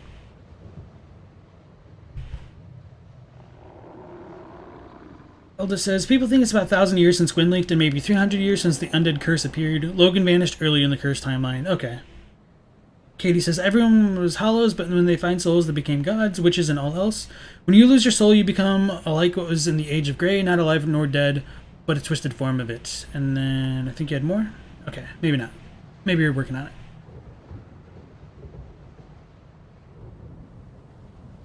Bobbin started reading Berserker lately? Hell yeah. Alright. Brixton says, the hollow appearance is what primeval man was before they had anything from disparity, so going hollow is like being set back to a state untouched by disparity. I've been thinking about that a bit more recently, and one of the questions or things that I think is a bit hard to resolve with that would be, if that were the case, why couldn't just like getting enough souls revert our hollowness, our like humanity? We do need humanity to kind of undo our curse, and we don't have the power as humans to stop petrification or resist curses in general, which might be like why the dark sign's a bit of a big deal, but maybe it's like once your hollow vessel is already absorbed certain souls of a certain style, whether that be like the light souls or the dark soul, that might kind of curse you to be that kind of existence. So things like the gods versus giants versus humans is a bit weird to consider. Because, I mean, I guess you can argue that it is possible to a certain degree, because like with the golems and stuff, they just kind of put the bones and souls of other things into it to make them animate, I suppose. But yeah, it's a bit strange overall. Max says, hollows are just the husks of the undead.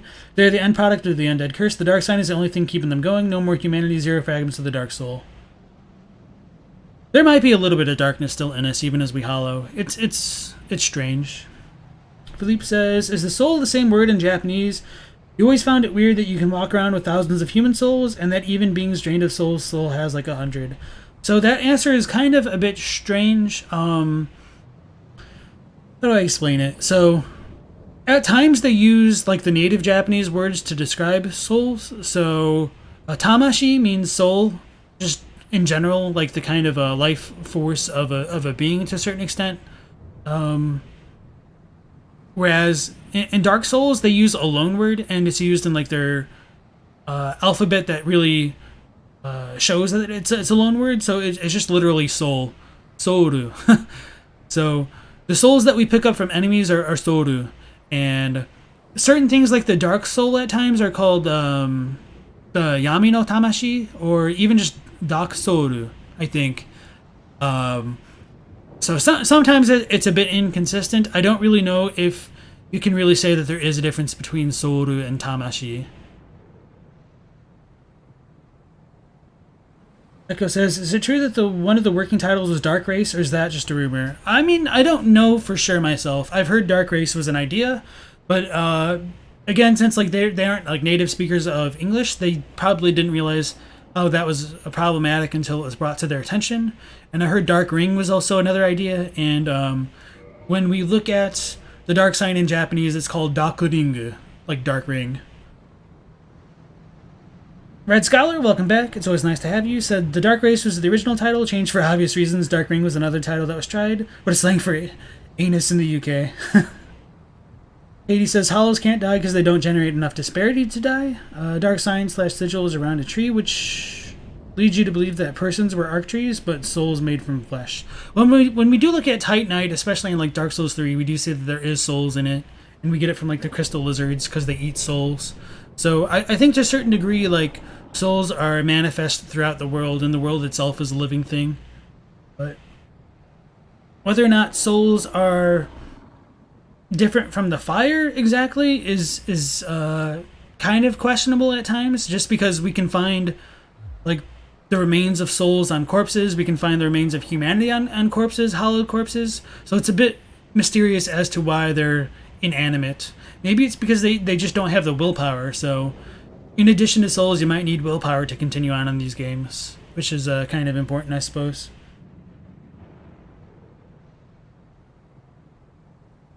Elda said the everlasting dragons had no soul, but their power was in their bones, and that's why they build golems with the dragon bones core to reanimate them. Bobbin says, you've been thinking about the human form as just an illusion. The gods just want you to feed humanity to the flame. It's always kind of funny when they just translate English words phonetically. Yeah. Dark Ring, not Elden Ring. Elda says, soul and spirit are kind of the same in Dark Souls. Thinking of it as saying spirit because and souls make sense. Nightingale says, you're talking about how to drink where he lights the drink on fire. Blue Mew says you don't find Dark Race offensive. It doesn't necessarily have to be offensive, but if a term will just like spark sensitive topics of conversation, it's usually just easier to go with something that'll avoid it outright than trying to justify it after the fact.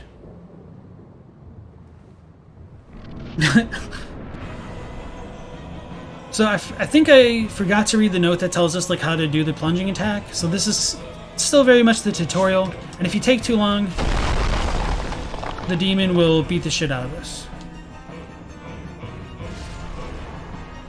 And then I didn't roll because I thought I had a moment. Okay.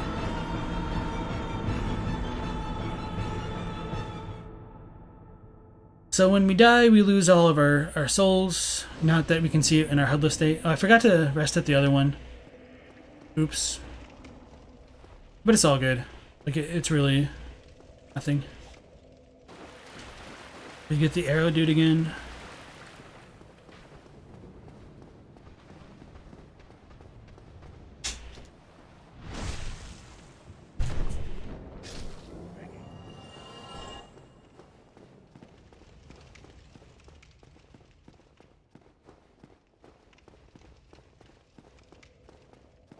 Our boy Oscar is no longer chilling here, I don't think. After he gives us his stuff, he just kind of goes away.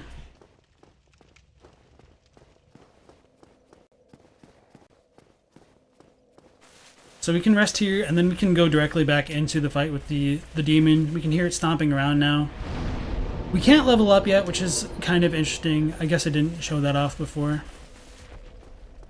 But I may as well go for the plunging attack, just because it does like a lot of damage. For a second, I thought the boulder was going to roll again, and I missed it. I was going to get squished.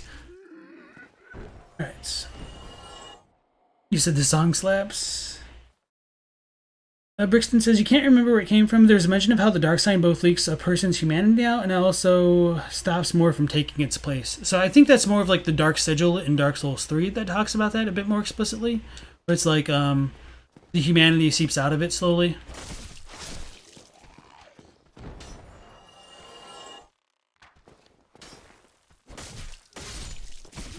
I feel like I need to turn down the sound a little bit more.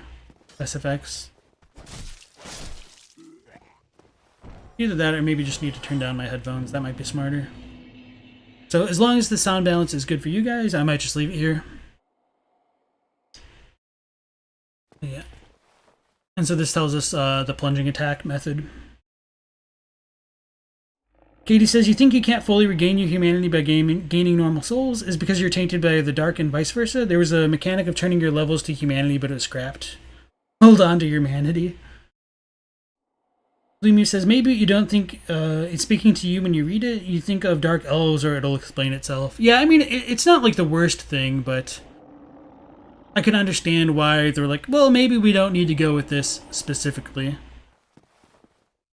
Elda says, you're stored from a medical study, so soon you'll be home and you can watch from your bed. Okay. Fluin, welcome to the stream. He said, did I go through any of Hawkshaw's lore videos? You think they're about the most to-the-point lore videos out there, especially the Way of White one? I've seen, like, 2 or 3. I have mixed feelings about Hawkshaw. Like, one of them was okay. The other was fine for a little while, and then he really didn't do the best of jobs to me, like, connecting some of his thoughts together, or I felt like some of his things were really circumstantial. So the most common thing that I've heard about Hawkshaw is amazing attention to detail, but not so great conclusions from it, which is kind of a good summary, I feel. Not to like try to throw shade at him or anything like that. I haven't seen like a lot of his stuff though, just a few things here and there. Oh, that was super fast. Holy crap. So I should have showed... I don't need to show this one off. So we killed the demon, we get the big pilgrim's key, and then we get humanity, which is nice. So we can talk about that item again. Because we were just showing that off and talking about the nature of the Dark Souls and all that.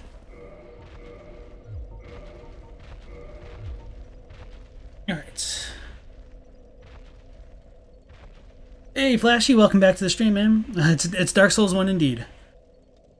Goes away, Oscar offed himself. 80 says, humanity can be burned to light souls, and that would mean the opposite should be true, and that mechanic shows it. Okay. Brixton says, so a completely hollow person can't recover because of the dark sign is still there? It's like inflating a balloon with a vacuum by pulling at it from the outside. Okay, so the sound balance is good? Okay. Bloomy says, it isn't a good title, true, so you can see why Dark Ring was better. What the hell? How many times did I level up? 0 times. I'm just the warrior and have the, I mean, I did the plunging attack. You can see my stats right there, level 4. Or you can see even there. Okay, what am I doing? Elda said, you missed Silvermont's vids? Hawkshaw makes a lot of different ideas just to play with the lore. Some work and some don't. Okay. Which class is this? Bandit or soldier or something? So this is the warrior one. Just the default one. I mean, I'm level 4. But it's really just like... The equipment the warrior gets is really good. Alright, so humanity. Rare tiny black sprite found on corpses. Used to gain 1 humanity or restore a large amount of HP. This black sprite is called humanity, but little is known about its true nature. If the soul is the source of all life, then what distinguishes the humanity we hold within ourselves? So I love that description. I think it's a very, very poignant question. One that I don't think we really get a very good answer to. But as I was mentioning before, when we do look at the humanity sprite, we do see like the little white wisps surrounding it. And the silhouette on the inside is kind of similar to that of like a body. So, or like a ghost kind of. So I think they did a good job of setting that up. So as to what its true nature is, it's kind of hard to say. I forgot to read the big pilgrim key. The warrior, he got the bucket head. So let's check out our item there.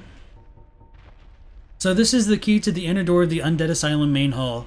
Big key belonging to a chosen undead pilgrim. But this chosen undead knows not what this pilgrimage has in store. It's a little bit of foreshadowing going on here. And so the first time we come out here, we don't have like the random hollows that'll attack us. So good job, go straight ahead. Thank you, developers. I don't know if you can trade with the birds yet. It wouldn't surprise me if you could. So I think we might need to drop an item to make it work, but I'm not going to worry about that now. So as we go out, we see like the Undead Asylum is pretty similar to that like of a church overall. I don't necessarily think it is, but it does have like that religious significance of where they send their undead. We do see that there are like the like dilapidated graves here. Those are bricks. I just saw a grave a second ago. Okay, the grave's over here. So it's a pretty weird place overall, but this intro is still kind of cool. I think they said that they developed this area like really late in development because they needed to like figure out what systems they were going to use, what mechanics. So that's why like the Undead Asylum is kind of so far removed from everything else.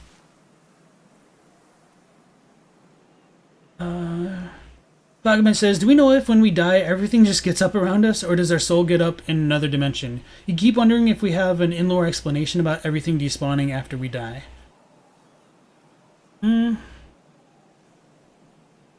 don't think so. It just says, like, it gives you the power of self-death. And one of the ways you could take it is, like, maybe everything here is undead and they can kind of respawn with exceptions. Some part of it is, like, just gameplay mechanics. I tend to think of it a little bit maybe akin to, like, time travel, where you just kind of wake up and redo everything again. Kind of like Bloodborne, but that's one of the things where I just don't try to read too deeply into it, otherwise I feel like I'll go mad. Bobbin wishes they made a Dark Souls anime. Yeah, that'd be kind of dope. Mortis says, when you watch Hawkshot, it gives you Mercury Theory vibes, it annoys you a lot. Okay.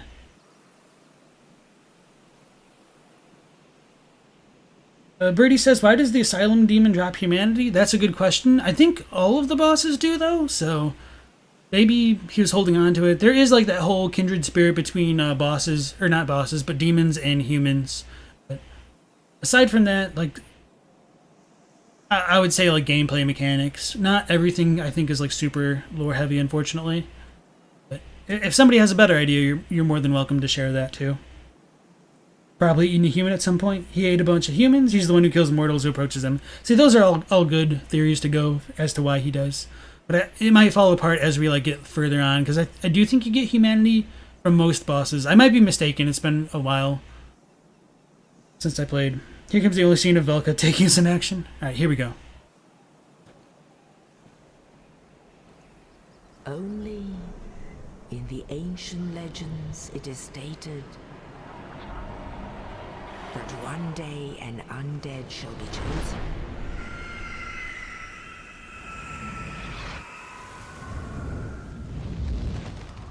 To leave the Undead Asylum in pilgrimage to the land of the ancient lords. Lordran.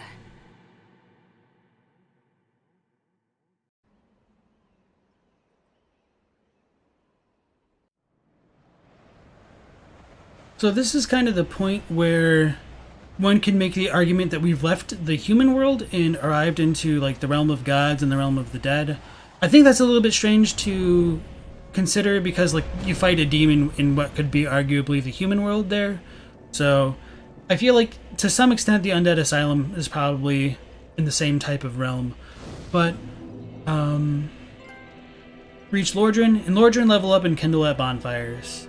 But with this being said, if we do go back to the Undead Asylum, we can level up there later. It's kind of that. Okay.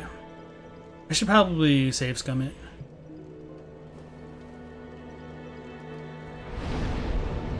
And so we can use our humanity to reverse our hollowing and all that. I won't worry about that for right now. I'll actually go ahead and save out.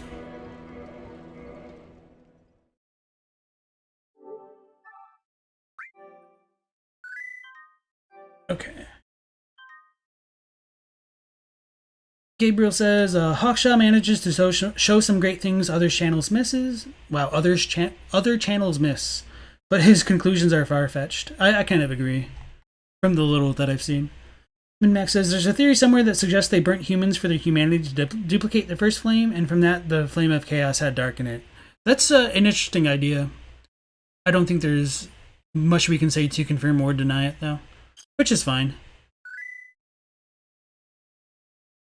Brixton says, if you remember correctly, enemy respawning at lore is just that all undead are supposed to eventually get back up from where they fell, and you go to the bonfire for purely gameplay reasons.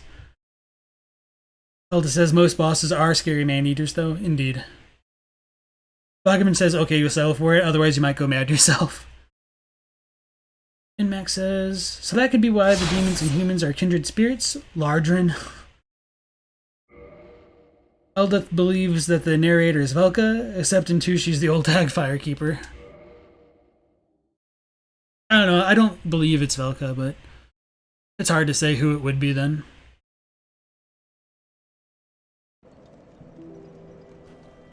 Alright, so Brixton says, some enemies don't respawn because they're not undead themselves, while others don't respawn for gameplay reasons, yeah. So, you could also make the argument like the NPCs don't respawn because like they've given up, which is kind of weird. I wish there were more NPCs who would like, that you could kill and they'd come back and be like, hey idiot. It doesn't work. As far as I remember, you really only get people like Andre for the most part that do it. Nobody who will just like attack you each time you go into an area. Think about it, and madness may become your strength. Nightingale says, so an undead was chosen by Velka? You can agree that Velka is the narrator, but there's no real concrete evidence to that. I don't necessarily believe it. I just kind of reading what people are saying in chat. Yeah, with Velka being described as a rogue deity, or potentially like a heretical one, it wouldn't seem very logical to me for her to have sent undead into the asylum, except for the idea of trying to go for the Dark Lord ending. But to be fair, I honestly don't know what Velka's motivations could be, and there is, the whole thing to consider that, like, well, shit, it is a crow that sends you into Lordran, so it could be an emissary of Velka. Yeah, I don't know. Goddess Baguette says YouTube can load ads just fine, but the stream's choppy for you? Let me check. I'm not really dropping a frame, so it really is YouTube. My condolences, man. Sorry about that. Yeah, maybe it is the Wi-Fi. Yeah, you might need to refresh. Sometimes, like, streams get screwed up by ads, and refreshing smooths it out. Hopefully you don't get another ad, though. Wait a second. Not trying to, like, plug too much, but, I do have, like, the 99-cent channel membership tier, and I believe if you join the channel that way, you will not get any more ads. So, aside from that, and now to plug myself, like, if you do the $5 tier or up, you'll get, like, access to the early access stuff and the Discord channels as well. So, you can keep that in mind if the ads really are screwing you guys up a lot. Elda says, you think the northernmost portion of the mortal world you can reach Lordran the hard way. That's, that might be true. There might be like that kind of overlapping between the realm of gods and the realm of men. The biggest lore question, why is Logan called Big Hat? Well, his hat is meant to distract him from other people so we can focus on his thoughts. So the bigger the hat, the more it blocks other things, essentially. Leap says the only reasonable answer to all that forbidden knowledge is to get naked and keep the hat. It's really weird that they don't use the dark sign mechanic on any NPC despite a lot of them being undead. Katie says cough, Rita cough. Andre doesn't come back if you kill him in Dark Souls 1? Okay. It's kind of what I thought, but thank you for reminding me. Because I probably wouldn't have remembered, but I mean, I would always save scum beforehand anyway. So let's try to get a good vantage point to talk to our crestfallen warrior friend over here.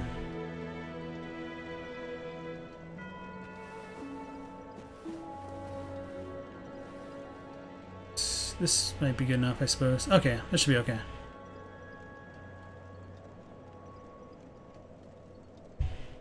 Elda says, you're not set in stone on the narrative being Velka, you do believe the giant crow is intentionally crow as an omen of Velka. Goddess Baguette said, you didn't mean to come off like a dick, just making fun of YouTube. No, I understand. I it kind of annoys me because I do want you guys to have a smooth experience, but a lot of that is really out of my control. All right, so here we go. Well, what do we have here? You must be a new arrival. Let me guess. Fate of the undead, right? Well, you're not the first. But there's no salvation here. You'd have done better to rot in the undead asylum. But too late now. Well, since you're here, let me help you out. There are, actually, 2 bells of awakening. One's up above in the undead church. The other is far, far below, in the ruins at the base of Blight Town. Ring them both, and something happened. Brilliant, right? Not much to go on, but I have a feeling that won't stop you. So, off you go. It is why you came, isn't it? To this accursed land of the undead?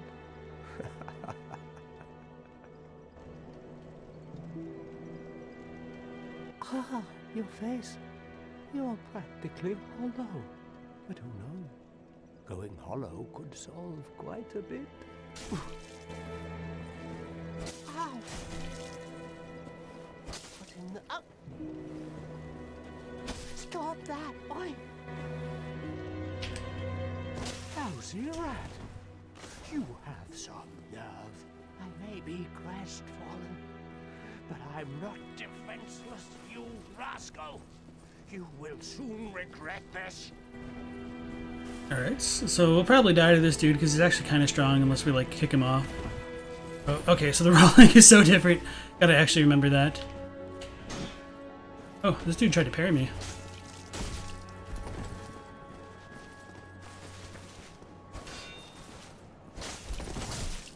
Surprised that didn't get the backstab off.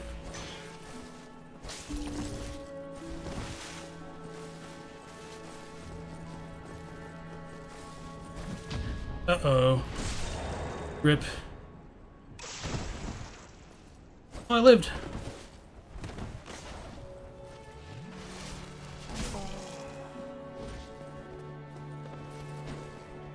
I forget how long it takes to actually heal, so this is going to be challenging. Ooh, this rolling style. Okay, so he's broken for now. We'll take advantage of that.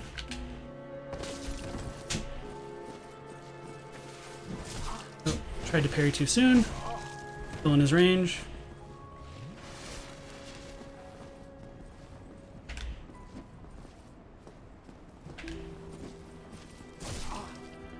Now that's just embarrassing. He's not wrong.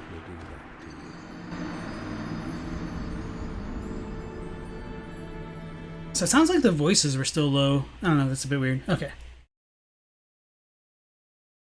As I said, I am going to like try to kill the NPCs at random times just to get their dialogue. So I'm going to reload the save after we do this just to show off some of his items, as well as just, you know, getting the footage of what they say when they kill us, as well as when we get killed. Not that I was trying to die.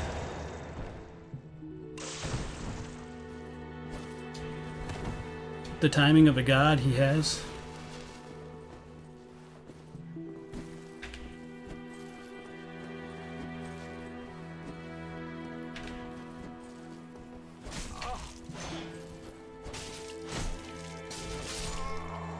Okay, he definitely has a little bit more poise. Embarrassing. How'd you let me do that to you? Effervescence says, how does Crestfallen even know about ringing the 2 bells? That's a good question. I mean, he has been around for a little bit, so either maybe through other hollows who've been through here, his seniors, things like that is a good possibility. As you guys can see, he is kind of like the first somewhat of a mentor that we have in the area, or in the game rather. Oh, I puffered the attack. I wasn't trying to go for the third one. Yeah, okay. Elda says, Hawkshaw thinks everyone's female god and lord except Guinevere or Velka, including the pygmy and the witch at the same time. Birdie says, you're very interested in the mechanics of... Hopefully not me dying, actually. And the lore behind the mimics, do you have any thoughts on them? You also wonder what the lore is behind the bonfire mimics would have been. So, as far as like the actual mimics, they were related to an ancient race of gods. And through their greed, they were kind of branded with the sign of the mimics on their heads, which is why they are what they are now. I thought he was about to parry me. Ow. Ow.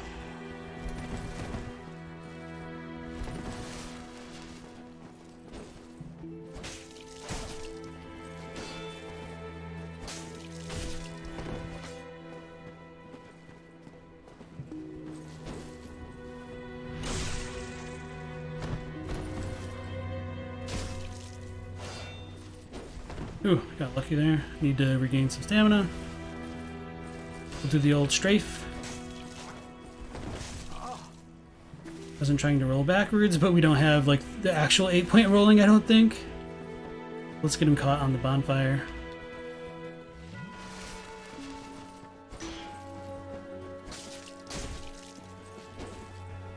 So it's weird. It's...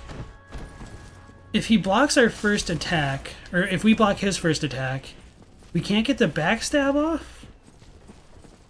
If he does that, it doesn't allow the backstab. Damn it. Oh, we just died too. I guess I wasn't at full. Can't you let me do that to you? If I was smart, I would have leveled up first and then, like, grabbed his Vihander or something. Philippe says he used to be another one of those chosen ones, but he realized it was going to be hard and gave up. Yeah, so that's another thing that's really weird to consider, whether or not like the Crest Fallen Warrior here killed like his own style of Asylum demon and was brought by the Crow.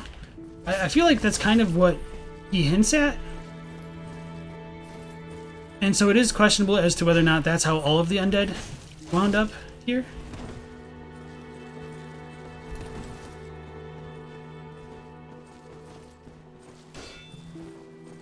I could probably... There we go.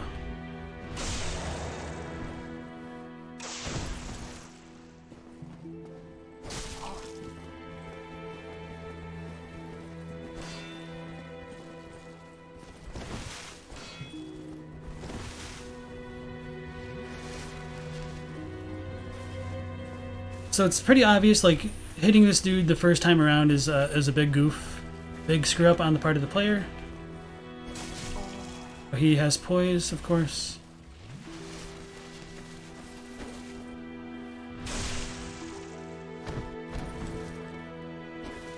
What? That was so weird. Okay.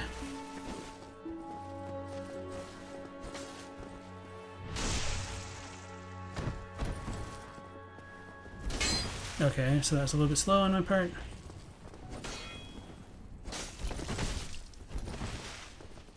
Not actually trying to have him roll off.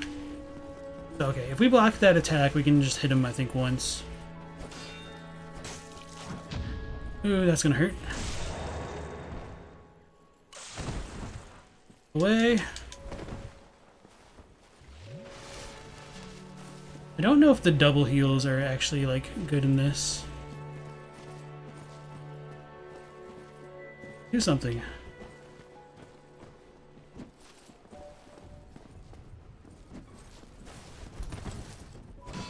Oof. Thought he was gonna get me. Well, that's one way.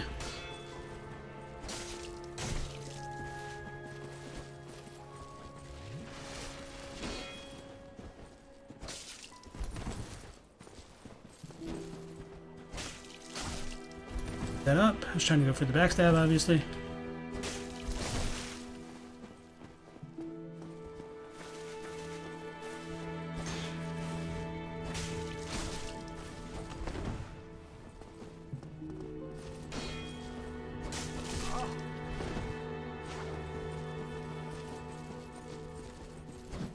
Wow, we're dead because I didn't heal. Embarrassing. I thought we were doing well too. You just totally baited me. Okay.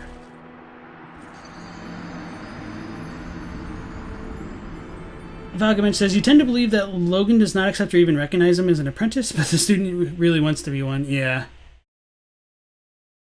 Loco Baxter, welcome to the stream. You said he represents the players that quit the game too hard. Oof. Almost getting ganked again. I really wish I could do a better job of reading chat as I'm playing, but it's just in a different location, unfortunately. I should probably just try to parry this guy more. Oh, we actually got it. Okay.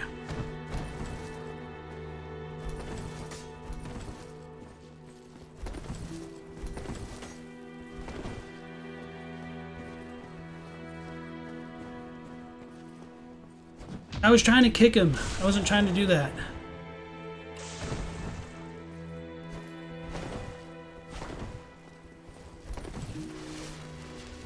Oh, that was very kind that he didn't backstab me.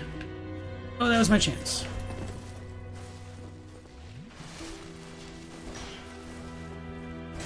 So maybe I need to wait for him to recover his posture?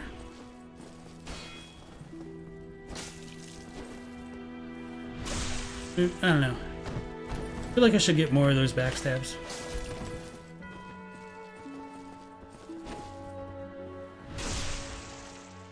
Or just, like, keep fishing the same attack.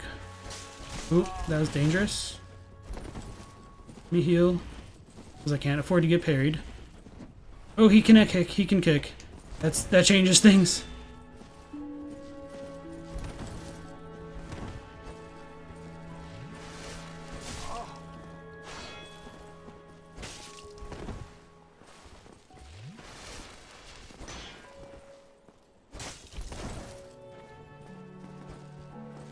Some undead came on a crusade like with their nation's army like the Baldur Knights.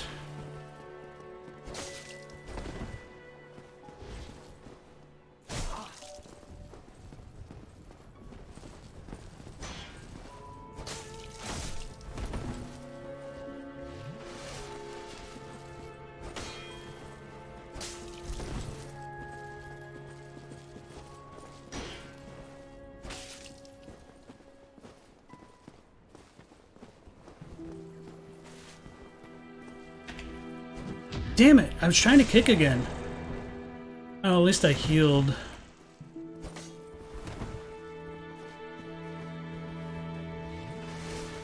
Alright, so I can't double tap, it doesn't seem. Please die.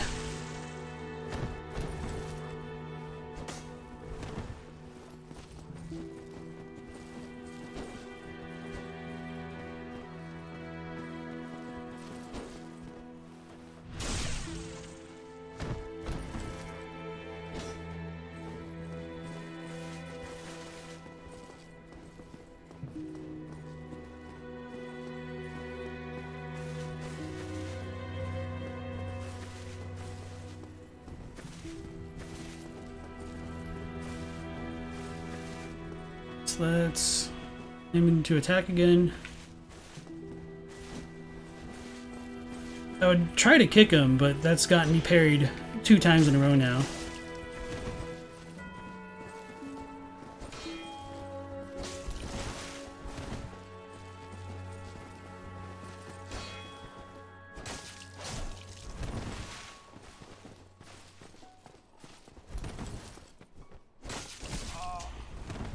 Should have been a backstab, in my opinion.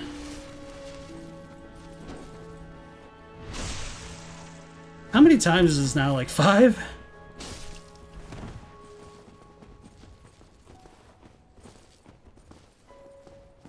Let's try to get him like doing his charge thing.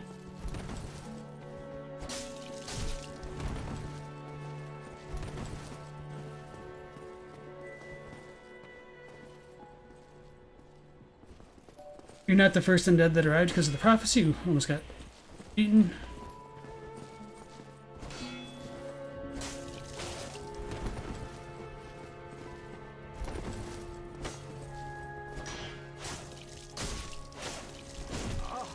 Still got me. I think this is our last heal.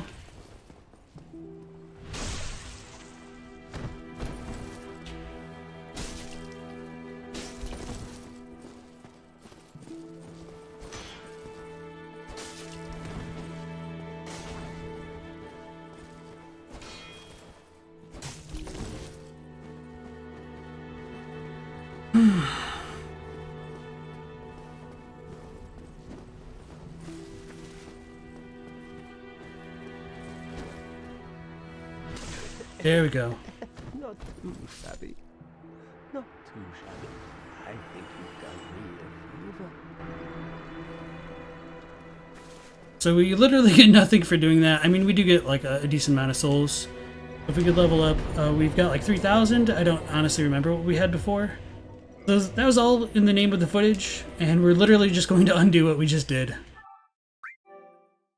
And then I apologize for missing out on chat and for that fight taking so long, but sometimes them's the breaks. Okay, here we go. So yeah, again, if I do miss one of your guys' comments and you want me to read it, please feel free to like copy and paste it. Brixton says, like the prophecy was created after the fact to lead the undead towards the linking of the fire, and more steps just kept getting added in an effort to refine the chosen. Crestfallen struggled with the Asylum demon, then realized he's the easiest boss in the game. Pretty much. Emlyn, welcome back to the stream. It just scrolled on me. I think I missed what you said. Alright. Alexander DeShit, welcome in. You said, yeah, he represents the fate of most people. Philippe says, through the one in the demon soul, also interesting as he's a guy too scared to fight, and instead of leaving himself to die in the Nexus. Katie says, please die is the most passive-aggressive thing you've heard in a while. Well, I mean, you saw the fight. This dude was full-on aggressive, whereas we were just passive. Oh, so we only got 1,000 souls from him, so it's really not a lot. So we're going to pump this into the strength for reasons. And then we'll actually talk to him and get his full dialogue. Other than just, you know, not too shabby.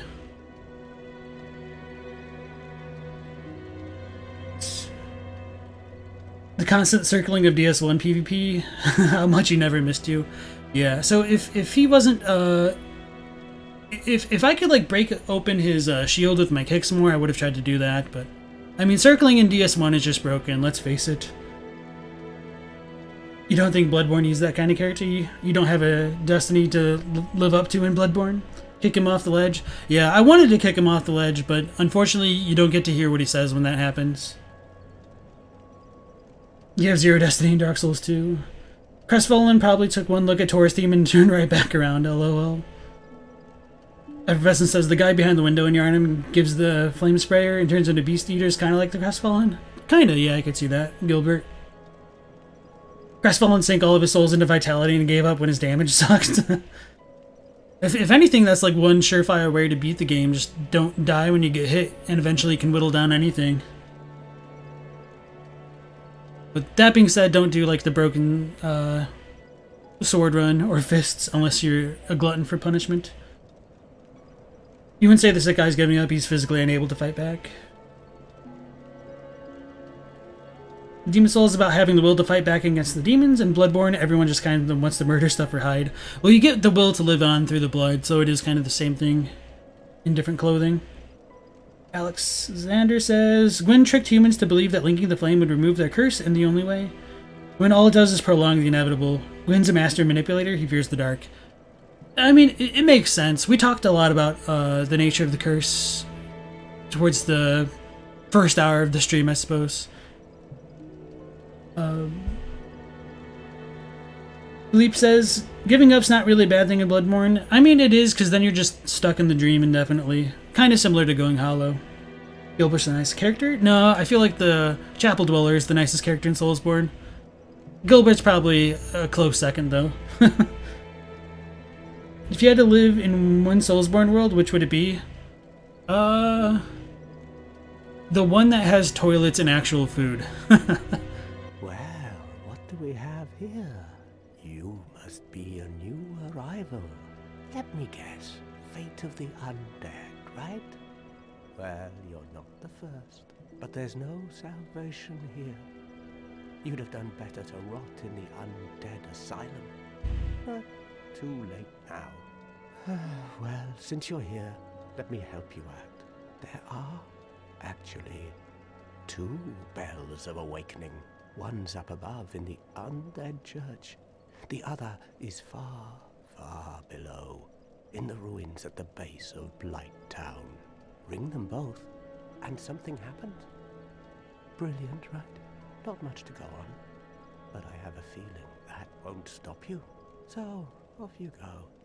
It is why you came, isn't it? To this accursed land of the undead? Yeah, so that's weird. Like, when they talk, it turns down all the volume for, like, everything. So I'm going to turn this way up. Hopefully that'll be a little bit better. Ah, your face. Yeah, that's, like, fine. Practically hollow. But who knows? Going hollow could solve quite a bit.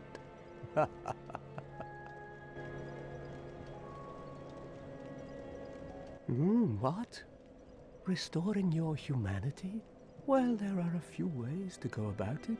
Collect it bit by bit from corpses. Or you can butter up a cleric and get yourself summoned.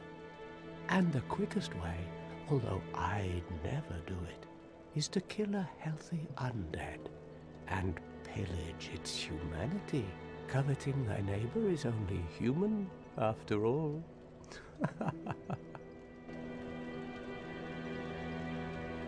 What are you looking at?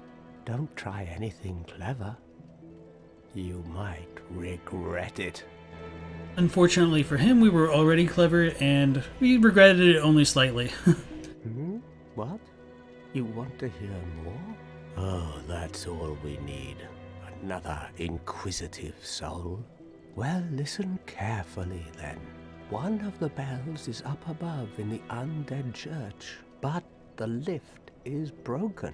You'll have to climb the stairs up the ruins and access the undead burg through the waterway. The other bell is back down below the undead burg, within the plague-infested Blight Town. But I'd die again before I step foot in that cesspool. So, this is kind of like the most direction you're given at the beginning of the game, and for a lot of people, if they ended up killing this Crestfallen Knight, they're really kind of screwed into where they should go. Even so, it's not very clear that like the Blighttown way is much harder than going through the Undead Burg. So a lot of people really do get caught up in not going the easy route. So they end up fighting like a bunch of strong monsters, and a lot of people end up thinking that, oh, this is actually what Dark Souls is, and then they kind of give up the game, because it's, if you try to like go through the cemetery or like down through New Londo first, it's going to be a really bad time. So yeah. With that being said, the dog is bothering me. I will let her out, so hopefully she's not going to take too long out there, but with the weather being nice, she tends to be a bit slow with taking care of business. So I'll be back in a few moments, and if you guys sit tight, we've got our good old be right back screen to keep you entertained. Sure. So be right back. I like the difficulty that they present. Oh, I might die from falling, won't I? Maybe. We'll see. Oh, this fall doesn't look as bad as I kind of remembered. Oh.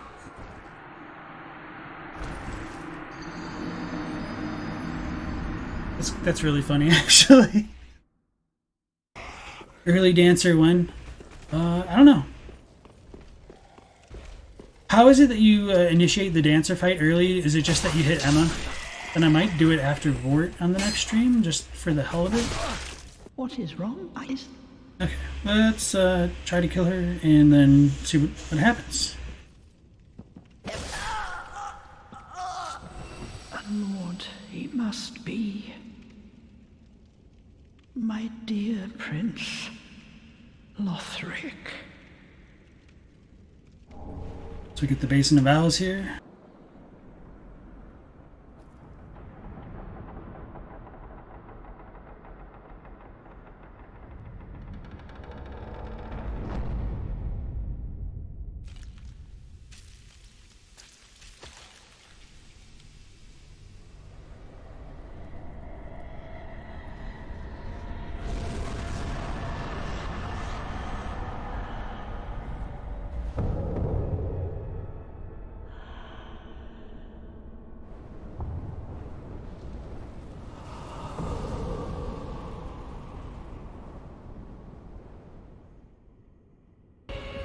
Does she have a grab? I don't remember. Oh, sweet. Oh, that was super cool, actually.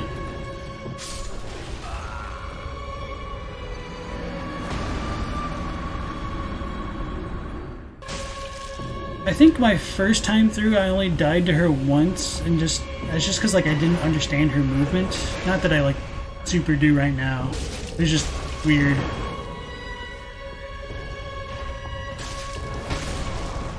Okay, that's what I get. All right, so yeah, because honestly, I thought she was a pushover up until I started this stream. Ooh. I jumped instead of rolling. Okay, that's not too bad. Oh, okay, the follow-up on that.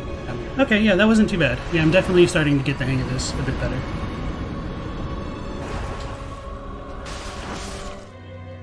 Alright guys, we're back.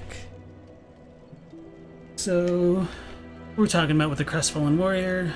Oh yeah, so going through Dark Souls 1, it's not entirely clear which is the most direct way to go. So the real big clue was in the tutorial where it's like if you run into a strong enemy, you run away. And that's a clue that's promptly forgotten by myself and many other players. I think that was it for the Crestfallen Warriors dialogue here. Bloody hell, what are you... Okay. Oh yeah, pretty much, okay. Hmm? What now? Oh, I guess I was wrong. I'm not up for chatting. Leave me alone. Hmm? What now? I'm not up. Okay, so that's everything with him. So going back with what you guys are saying, Effervescent says, so Crestfallen couldn't stand the frame rate of Blighttown and gave up, you can sympathize? Yeah. So there's just 3 random humanity on this corpse over here. So this ties into what I was talking about with it being a bit weird, the concept of hollowing and giving up. Because if humanity can kind of restore one's personhood, it's a bit weird that the creatures can die completely and allow that to happen. I guess I may as well talk to Petrus. Oh, this is the dev note. Tells us how to gesture, which we kind of learned from him. Let's think about this. Kind of wish I had the binoculars. It's whatever. Okay. Hello there. I believe we are not acquainted. I am Petrus of Thurland. Have you business with us? If not, I'd prefer to keep a distance, if possible. Hello there. I realize that I have requested that we retain our distance, but I also want you to know that it is not meant in ill will. Here, take this, as a token of peace. No, go ahead. It's for you. Get some copper coins. Oh my, you again. Oh, I know. How about this? I have to await my companions here anyway. So what if I were to... Oh, screw it. Well... That is a shame. This damn thing. Oh, hello. What is it? Have you changed your mind? That is a shame. But each to their own. Speak to me if you have a change of heart. Oh, what is it? Very well. Then first, a covenant with the gods. That is a shame. But each to their own. Speak to me if you have a change of heart. So, I forgot that's actually how you initiate the covenant achievements. You don't have to join them, just like getting the offer is good enough. So, we can join the Way of White.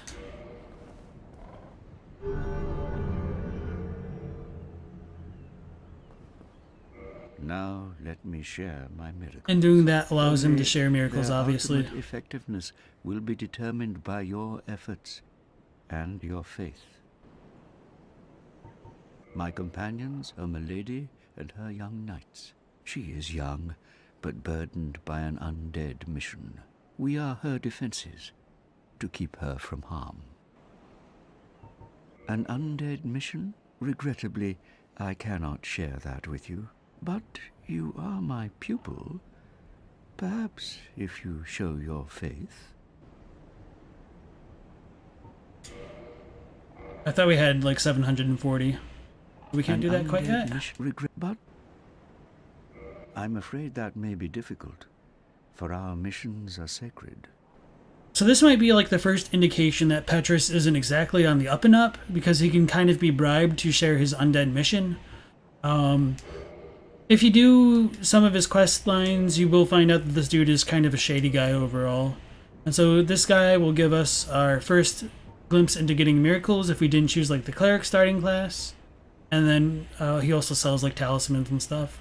But all of this stuff is actually really expensive for a first time playthrough, so it's kind of weird how it works out, despite like all of them having somewhat low faith requirements.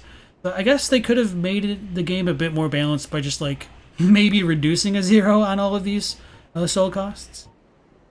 So, and then neglected you guys for a while, so I apologize. Alexander says humanity is a gameplay mechanic in that sense. In lore, it's different, but you could also see it like cold blood and corpses in Bloodborne. Yeah. Bogman says, so the Age of Fire, is it like its own thing in the supposed afterlife, or does it expand to the living world as well and takes it over? How long do these ages take? So those are all very good questions. I feel like the Age of Fire does connect to the world of men, since in the intro cinematic it talks about, like, in the world of men, all it is just like perpetual darkness, or perpetual night, rather. And so it seems like linking the flame is a way to perpetuate the age, and so the age itself seems to be tied to the flame and whether or not it's existing or fading away. And there are arguments that could be made that the age of dark begins when the fire fades, but I would disagree with that personally. And like in the Soul of Nishandra, it's pretty clear that the age of dark only really begins once the fire actually fades. Mambo says the binoculars are just down in the graveyard. You can run down and grab them. Okay, thank you. So yeah, okay, I'll probably just do that. I mean, I was going to have to reload the game anyway. Alexander says the corpse still has humanity, but the carrier's given up. Don't forget to kick Petrus on your way out. Take this coin and bug off. We'll never know. You think it goes Age of Grey, Age of Fire, Age of Dark, then back again.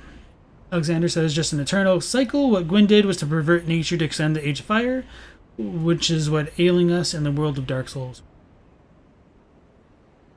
And Aldrich saw an Age of Deep as well. That may be after the Age of Dark, or if something he himself would make happen. Brady asks, what is the Age of Deep? So it's a little bit unclear whether or not the Age of Deep is a real thing, or something that just only existed in the fancies of Aldrich's mind. It's supposed to be a world which the flame is kind of doused out by the dregs of humanity. So whether or not that's supposed to be different than an actual Age of Darkness is a little bit hard to say. It's almost implied that it is, but as to what would differentiate an actual Age of Darkness from an Age of Deep is difficult to say, mainly because we don't even really understand what the Age of Darkness entails. And yeah, as Loco says, it was primarily a thing in Dark Souls 3. The Deep really only comes up then.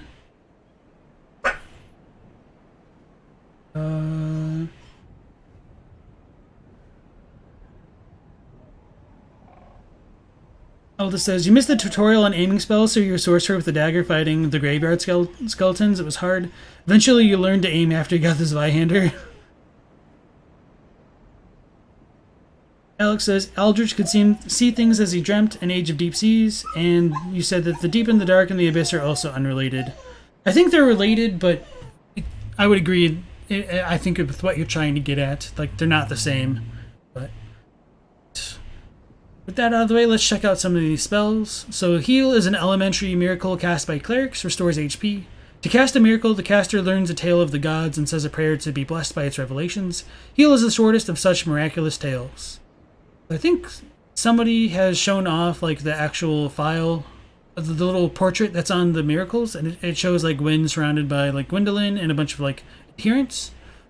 I keep need to remind myself that I need to like save this so I could actually show it off sometime. Next is Seek Guidance. It's a miracle of clerics on an undead mission. Display more guidance from other worlds. Guidance facilitates communication between undead, but their value varies greatly. Balance of faith and wisdom is required. So this will give us more of the orange messages on the ground there, and some of them will reveal like the developer messages, which kind of like hints at how to trade with the crows here in Dark Souls 1. So even in offline mode, there is a little bit of utility to it, but it's not like too great overall. Forest Common Miracle among Cleric Knights creates a shockwave. This quickly acting miracle inflicts no damage, but propels foes back and defends against arrows. Cleric Knights use this miracle when charging into enemy mobs. So unfortunately, if I remember correctly, like this isn't quite as good as like the Beast Roar and like Bloodborne, but it can be useful to like knock enemies off of cliffs, especially. Homeward. Great Miracle cast by advanced clerics. Return to the last bonfire rested at. When normally linked to one's homeland, only the curse of the undead has distorted its power, redirecting casters to a bonfire. Or perhaps for undead, this serves as home. So, going back to one of the ideas that I was mentioning earlier in the stream here about the undead curse being linked to the fire, which is pretty explicit, I feel like the homeward spell here, as well as the homeward bones, makes it even more explicit, because if we take the idea of returning to one's home being analogous to like returning to one's birthland, it seems like you can make the argument that the undead curse is birthing the hollows, and so you're essentially born again by the curse of the fire. So yeah, I think that's kind of straightforward then. And it is interesting that it says like before being like undead, it would take you to your home. So for the undead, the bonfire is their home. That's kind of the way that I take it, just tying that idea to a metaphorical type of birth. And then Great Heal Excerpt. Great Miracle cast by advanced clerics restores high HP. Great Heal Excerpt borrows from only several verses of Great Heal. As a result, it can only be cast a stark few times. So that's kind of a weird narrative that it's got going on. But generally, like, the better the spell, the fewer the uses. And so when we look at the slots, it takes up one slot. Force can be used a ton. Heal can be used a decent amount of times with our like Faith and Attunement, whereas Great Heal Excerpt can only be used once. Same with Homeward. So let's check out our talismans. So this is a medium for casting Miracles of the Gods. This talisman is only granted to high-ranking Thurland clerics, has high miracle adjustment which, thanks to divine protection, is not dependent upon faith.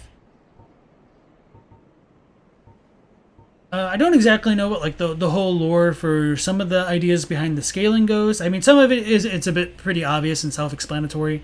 Other things as to like why the Thurland talisman doesn't need to rely on faith is a bit of a mystery to me. And then just the normal talisman is a medium for casting Miracles of the Gods. Standard talisman issued to common believers. Equip talismans to cast miracles. Attune miracles from a scroll at a bonfire. Most miracles have a limited number of uses. So technically, when we buy these miracles, we're buying the scrolls that have the tails on them. And so when you cast them, you're literally reciting them, which is fairly standard for like a lot of high fantasy type spell powers. The power of the incantations themselves is like what makes them happen. Whereas like sorcery seems to be a little bit different, where it's like an inner power, and same thing with kind of like pyromancy. Soul is obviously more related to sorceries, and pyromancies are probably related to like the power of the dark sign, and I'll talk about that more when like we get access to the pyromancers and stuff. Come again. The effectiveness of the teachings depend upon your faith.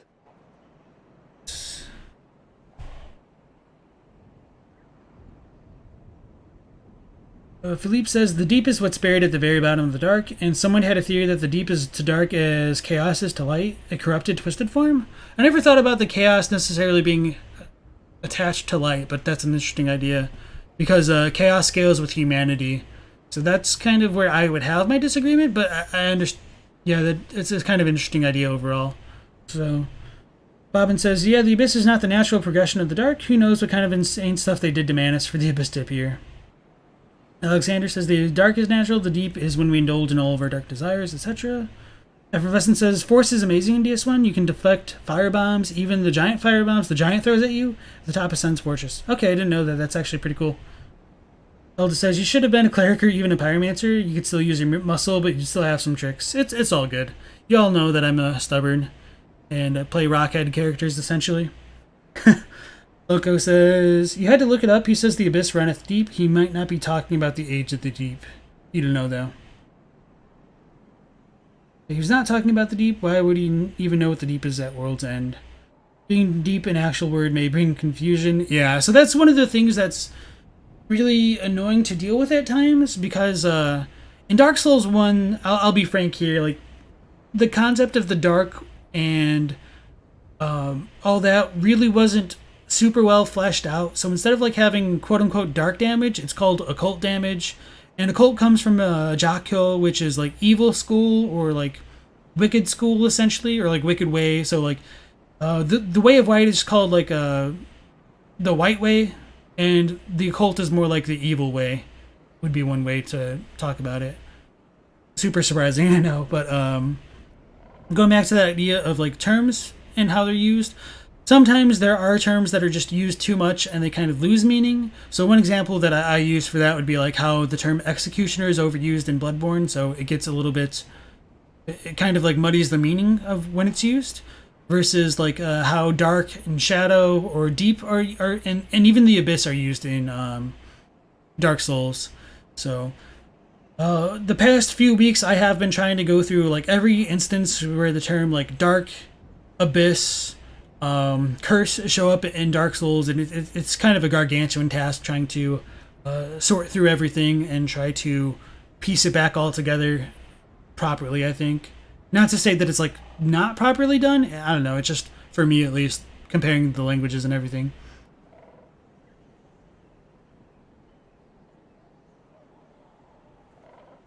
Alright.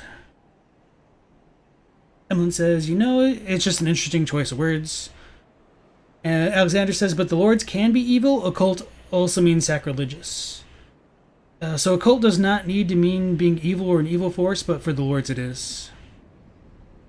Birdie says, what is the occult in Dark Souls? At least in Dark Souls 1, it's just essentially dark. It functions kind of the same as like the dark weapons do in like Dark Souls 3 and everything like that. So I think it's really just a relic of them not having fleshed out their ideas fully, or them just kind of getting retconned a little bit towards the later games. Fidel88, welcome back to the stream. He said, hi LP in chat. Welcome back to Lordran. Thank you very much. 80 said, you thought that the Age of the Deep Sea might be what happens to the world in the end of the Fire ending? Aldrich is protected by Pontiff, and he has a connection to Lothric and the First of the Scholars. So basically, you're going through 90% of the dialogue. I don't know, just because, like, you still do need to kill Aldrich to link the flame. Or not link the flame, but to go to the killing of the first flame. Oh, I will. Oh, what did he say? Come again. Oh, hello. Miracles, I presume?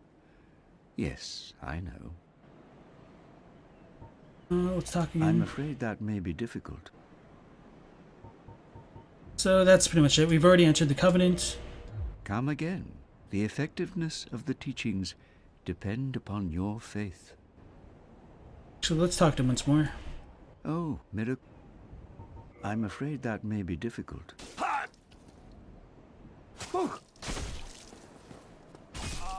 Oh, he's actually hitting me? Okay. Let me treat you like a Black Knight. Come on.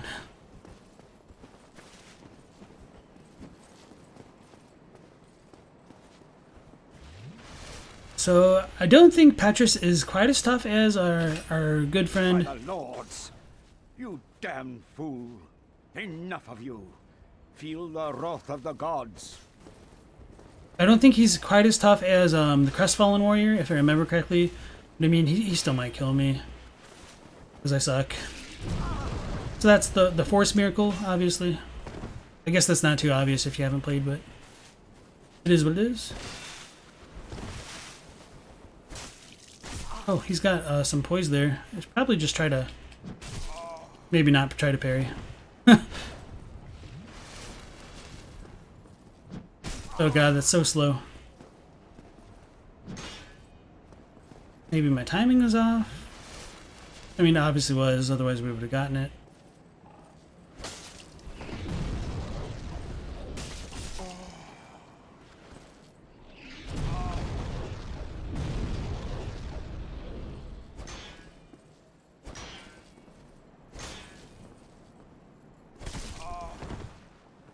So he's not hitting as hard, obviously, because we haven't like died in 2 hits.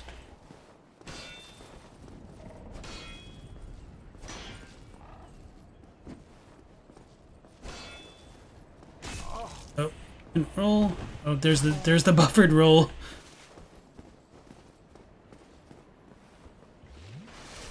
Okay, coming back to this after 3 is a little bit rough. Need to get back into the swing of things. I was trying to kick.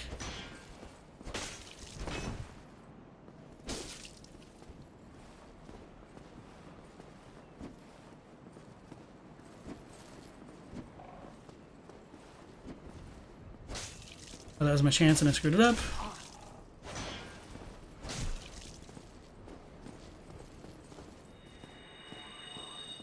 I thought I was gonna miss, but I wasn't close enough.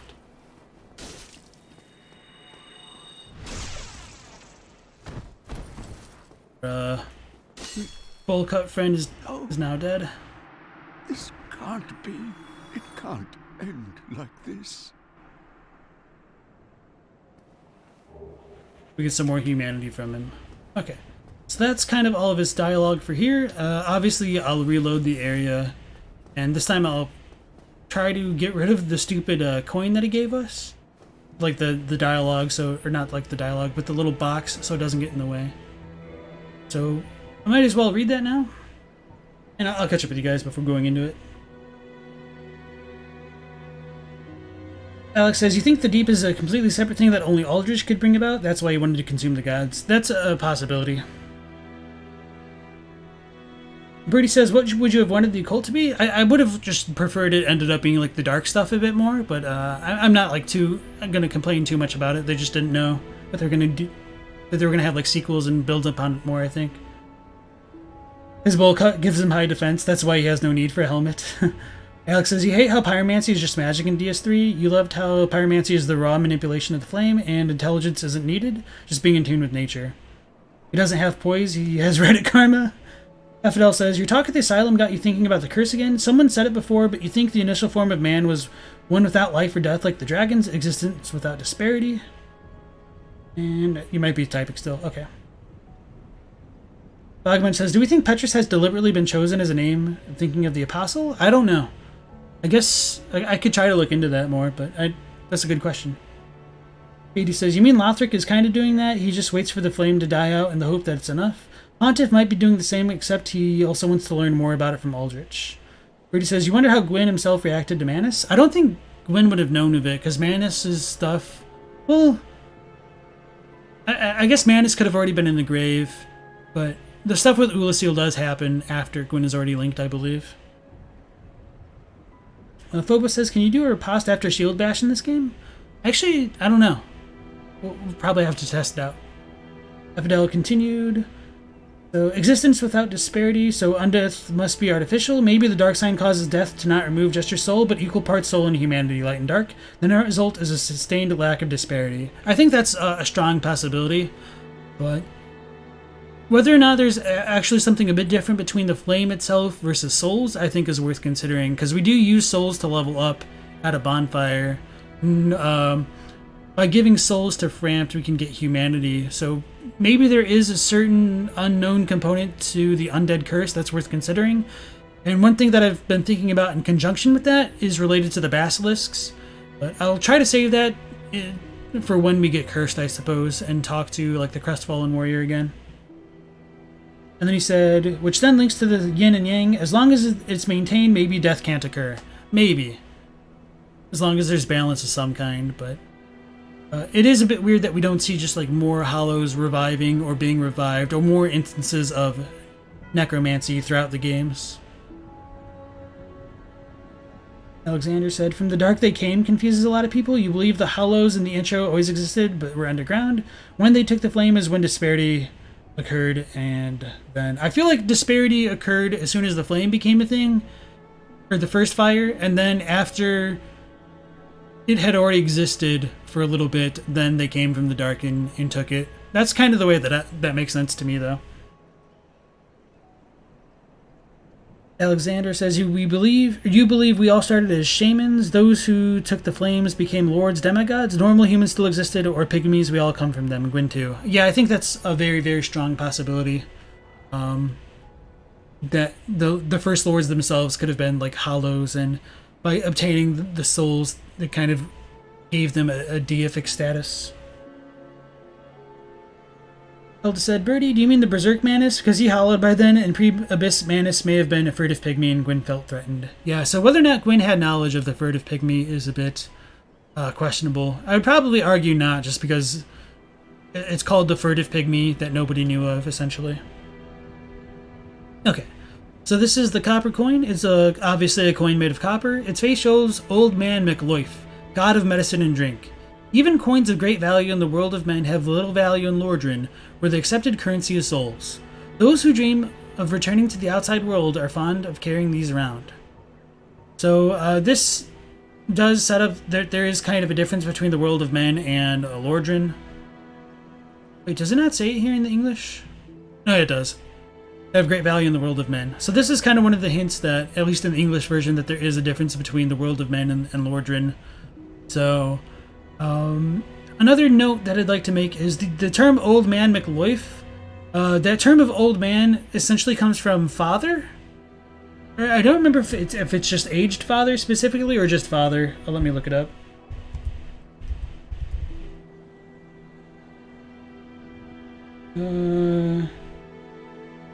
So yeah, like, oh yeah, gee, so like father. So whether or not McLoif is supposed to be understood as like potentially the father of Gwyn or somebody else is a bit weird. I just interpreted Old Man McLoif as just like a random old man, and not just like the kind of a idiom that we have in English of like my old man, my father kind of thing.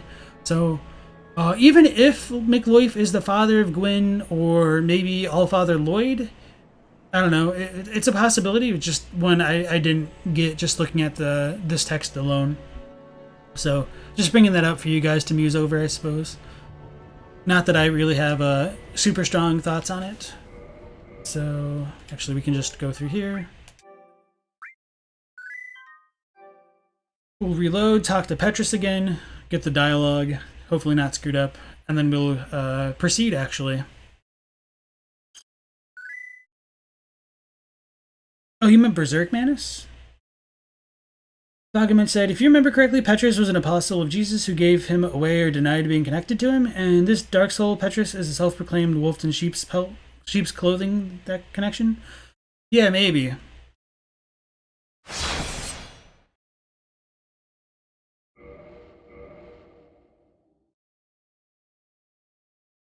Doesn't seem too far-fetched. I mean, maybe. I do know that Miyazaki does take the etymology for names pretty seriously. So I don't remember if it was Petrus that did that, though. That'd be the only thing I need to look up. Because, well, I know like a little bit. My knowledge of like biblical stories isn't the best, obviously. So we can talk to Petrus again. Oh yeah, let's go pick up the binoculars. You guys said it was in the graveyard? That'll be fine. Emlyn said, you have heard the furtive pygmy is mistranslated. It's more overlooked than forgotten. It's been a while since I've looked at it, but I think it was just like Shiranu Kojin, which is like an unknown small person, like literally. You said it was more overlooked than forgotten? Yeah, I don't know. Alright, FDL said, you agree the disparity created the living man and the hollows were drawn to the fire. And Alex says, the humans fought against the dragons alongside Gwyn, then repaid them by sealing away their true potential and gifting them a gilded cage at the world's end. Okay. Another interesting note is thinking on bonfires being meant to literally mean bonefire? No, it doesn't mean that, unfortunately. The dragon's power was found in their bones, as is the power of the gods. Yeah, as Katie says, it was Judas that gave Jesus away to the Romans, essentially, and betrayed them. I didn't know if there's another one. I mean, obviously, like, Petrus would be related to Peter, is what I would assume. On at first. But, so here's the Zweihander, right? No, that's the winged spear. I don't remember where the binoculars are. Okay, there's our baby. Our bae. Okay, there we go. Sweet.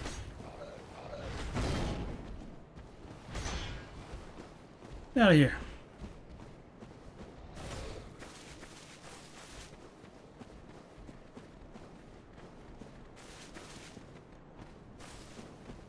Well, that was actually not as bad as I was afraid of.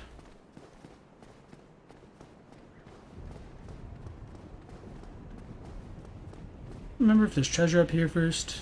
Yeah, okay. Wow, I feel so slow.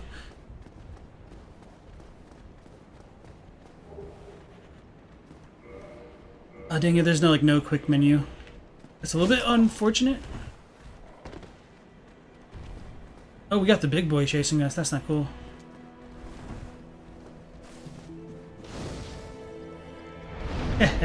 Okay. So let's change our equipment here. Wait. Oh, it's over there. I'm just like blinded. Okay. Not really blinded, more just like blind. So I don't think we can walk around while holding the binoculars. After PS3 I'm a little bit used to. Oh yeah, I meant to check out the zoom in function, because I unlocked it on my PS4 a long time ago, but I just don't remember what keys I have it set to. Not that it's like super vital. Maybe I should save it again. No, we can just get all that stuff if we really, really need to. And as Elda said, Petrus was just Peter, Peter was Petros. Okay. Bobbin said, so didn't Gwyn kindle the flame, die, and then come back to life like the Lords in DS3s? If so, why couldn't he just do it again?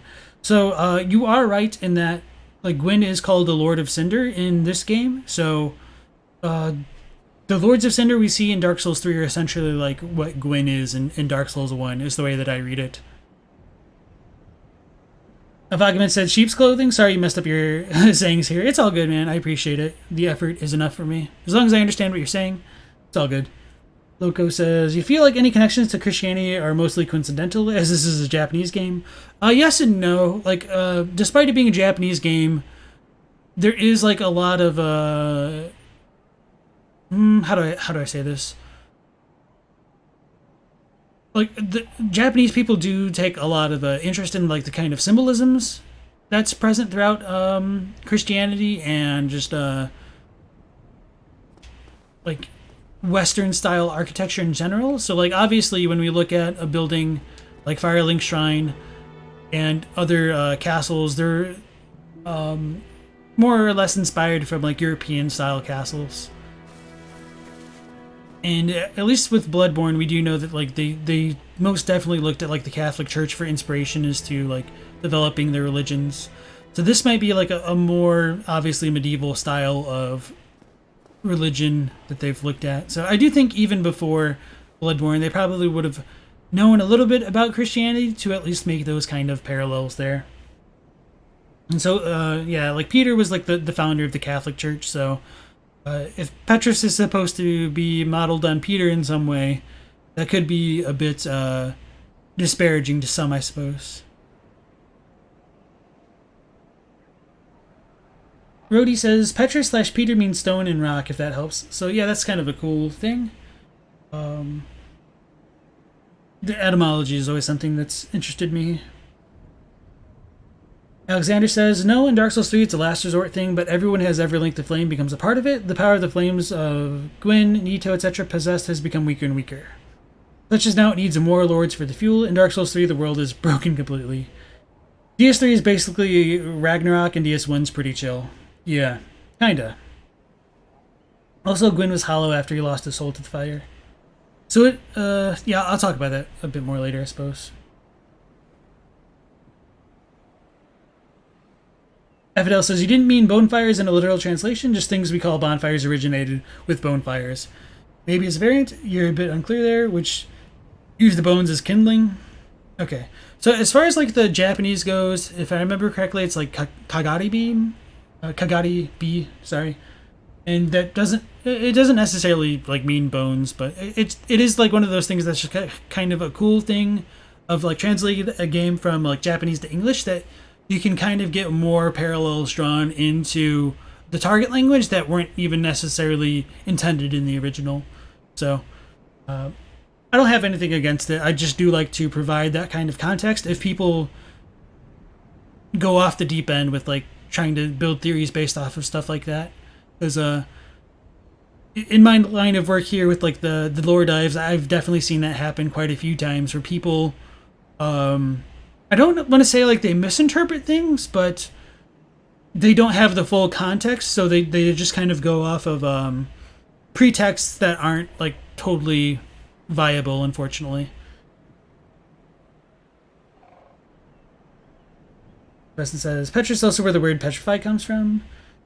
Vagaman says, Peter is weirdly Petrus in German, the apostle, and was one who denied being affiliated with Jesus, not actually gave him away like Judas. Sorry, your English skills failed you there a little. Okay.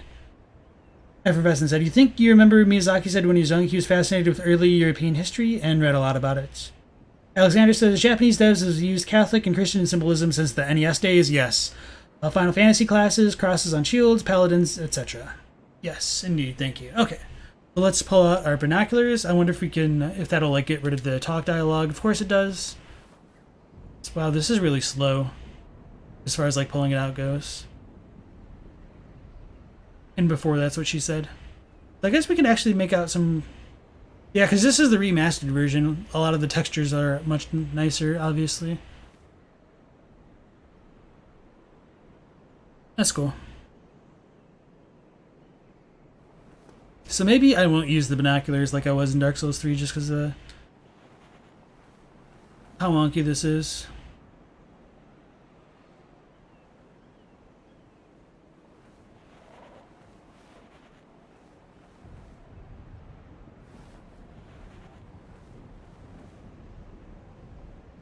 So I think it kind of keeps it in the same spot though, which is a bit nicer. Like you don't step as much in this one. Hello there.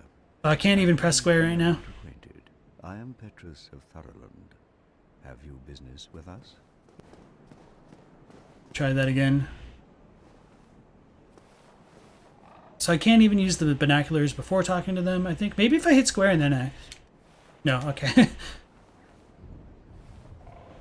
Well, it was an attempt. We tried. Hello there. I believe we are not acquainted. I am Petrus of Thurland. Have you business with us? If not, I'd prefer to keep a distance, if possible. Hello there.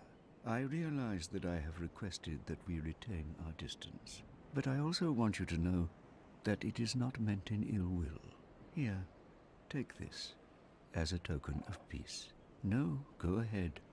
It's for you. Copper coin. Oh, that almost screwed it up again. Okay. Oh my, you again. Oh, I know. How about this? I have to await my companions here anyway. So what if I were to teach you some miracles? Would that please you? Very well. Then first, a covenant with the gods. That is a shame, but each to their own. Speak to me if you have a change of heart. Part of the reason I'm not going to do that is just because I don't want to have to go see Oswald to undo all that stuff. Actually, I don't know if they changed it for the remaster.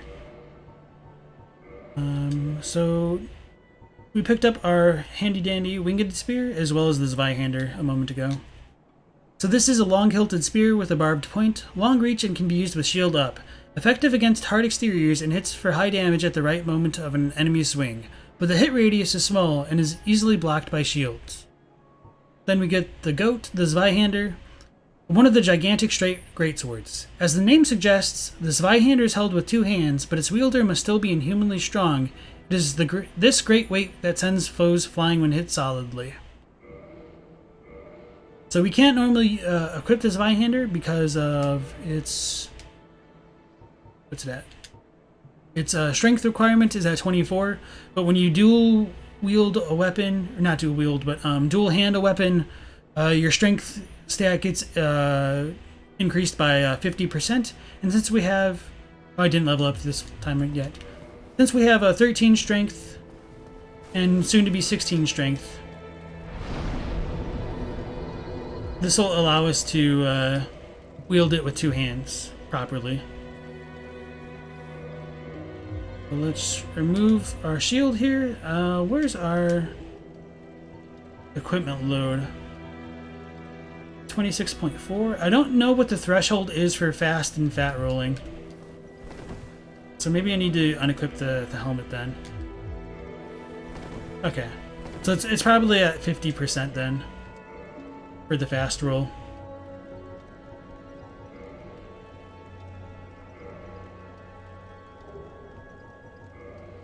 $13.12. So maybe I could get rid of this then instead. Oh no, maybe not. Okay, off with the helmets. So we're already balling. The R2 on this Zweihander is ridiculous. It'll like stun pretty much everything. So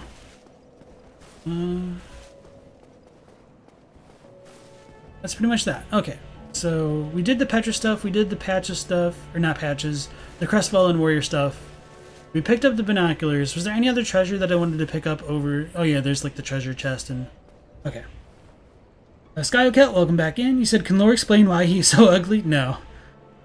Dog Mechanic said, that person phrased it wrong. The word bonfire comes from bonefire, and that etymology was an inspiration for the use of the bones in the bonfire in DS. Oh, really? Is there like an interview where it goes into it a bit more? Because, I mean, even in ancient times, bones were used as a kind of combustible. So I don't necessarily think it had to have, like, come from bonfire, but since you guys did bring it up, let's actually go ahead and zoom in on the bonfire. So as we see, there is, like, the bones that you guys mentioned. And even in Dark Souls 1, you kind of get the coiled sword of the bonfire. It doesn't look quite the same as the one in Dark Souls 3, obviously, but at least the idea was kind of consistent.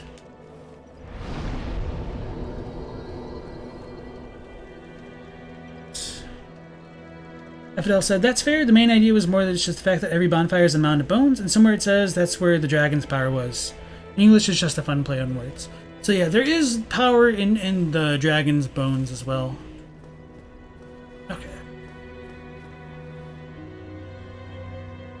Just don't look at Evangelion referring to them being able to be inspired by Christianity. I mean, technically it was. But well, I think it's best to just say that that's kind of a loose inspiration there. Oh yeah, so I guess this treasure chest has been looted. By whom, we don't know, I don't think. So let's check out our statue of like the mother and the child. There are some like various theories about who this mother is supposed to be. It could be Gwyn's wife, and maybe this is his firstborn. As to whom her, or to what her true identity is, I don't think we have like super good answers, unfortunately. But one of the things that's kind of always interested me about like Dark Souls is just how many old dilapidated buildings there are, and what kind of religion they were devoted to before they became all decrepit and stuff. Vagabond says, bone also means good or nice in French, doesn't it? Yes. Sleep says, you're uncertain why a coiled sword is stuck into the fire. Yeah, there's really no explanation for it in Dark Souls 1. My personal headcanon would be that the coiled nature of it might reflect just how, like, a strand of DNA is a helix.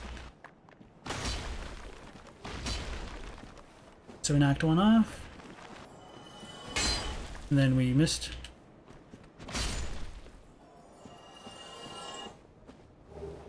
I think these ones respawn, so I don't want to actually screw around here too long. I don't remember if there's any other treasure. I don't think so. Okay. Let's run away. Dang, we feel slow. So I think that's how it was in, it was earlier without this Zweihander. Just compared to like 3, the run speed feels like we're in water.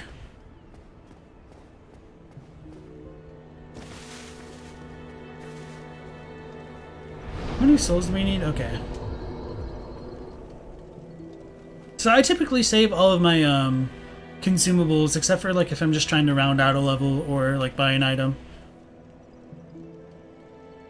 Dog Mechanic says, you're not sure it's something you saw or heard maybe in an interview or elsewhere? Memory's not that great. Bone does mean good, but you think the person who proposed bonfire coming from good fire has rescinded his interpretation. Yeah, as far as like the Japanese goes, that really doesn't pan out, unfortunately. I mean, it's a cool idea. I like it. It just doesn't check out. So before I forget, the Crestfallen Warrior mentioned that the lift to the Undead Asylum is broken. So that lift would be over here. Obviously, a lot of you guys have already played the game, and I'm just kind of not giving you a whole bunch of new information, but just to round it out, we're kind of like an exploration type stream here. I think we can jump onto that ledge, if I remember correctly. Go. And then if we go down there, we can see some treasure chests that can be looted. And these ones are not mimics, so looks like the chain is pointing away. Trying to see if there's any merit to it. Trying to remember what they look like beforehand. Get the Morning Star and the Talisman. So this is what Petrus uses. So some people have thought that these treasure chests belong to Petrus. And so if we do get these red-eyed cracked orbs, and as well as like Petrus's other stuff, it might hint as to his kind of true nature. And then we get a bunch of Homered Bones. We get a bunch of cool items here that are definitely worth checking out a bit more.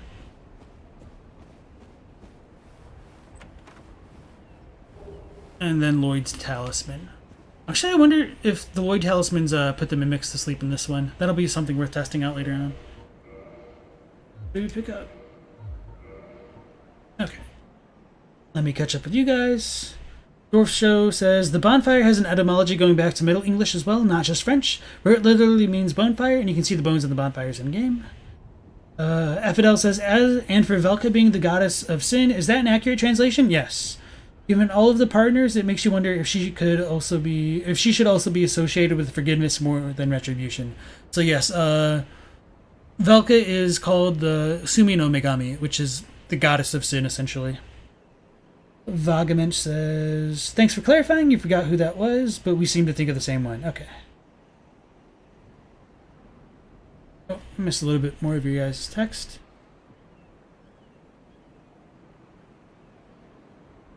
Effervescent says, that empty treasure chest and Firelink is for key items to spawn in if they drop before you pick them up. Okay, thank you very much. Yeah, I don't think I ever would have picked up on that. Okay, and Emlyn mentioned that as well. Thank you, guys. Wait, what was the dominant religion in Lordran? 2 more quick unrelated questions before you go back to work. Number 1, is there an obvious intention behind the mimic death noise? I don't know. To me, it sounds like they're yelling mommy in a very sad death cry. I never thought about that. I don't even remember exactly what they sound like. To me, it was just kind of a whimper.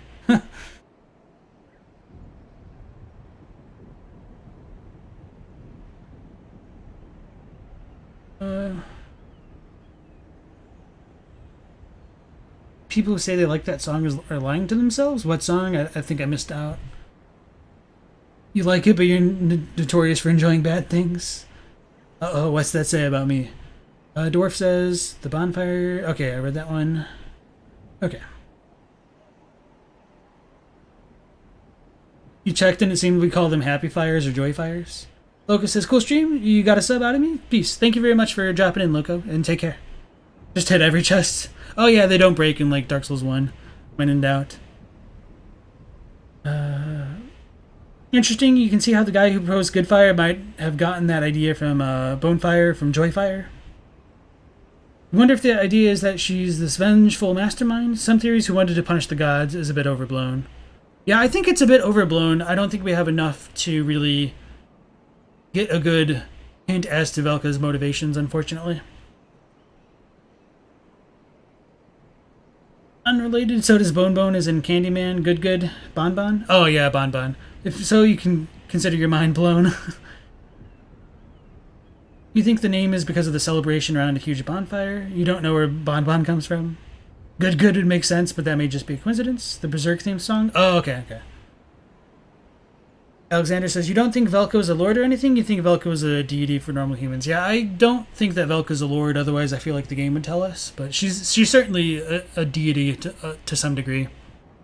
Alright, so these are the cracked red eye orbs. Online play item invades other worlds. Hollows cannot use the item, so we need to use the humanity and restore humanity. Defeat the master of the world you have invaded to acquire humanity. Cracked red eye orb allows players to temporarily imitate this ability normally limited. This ability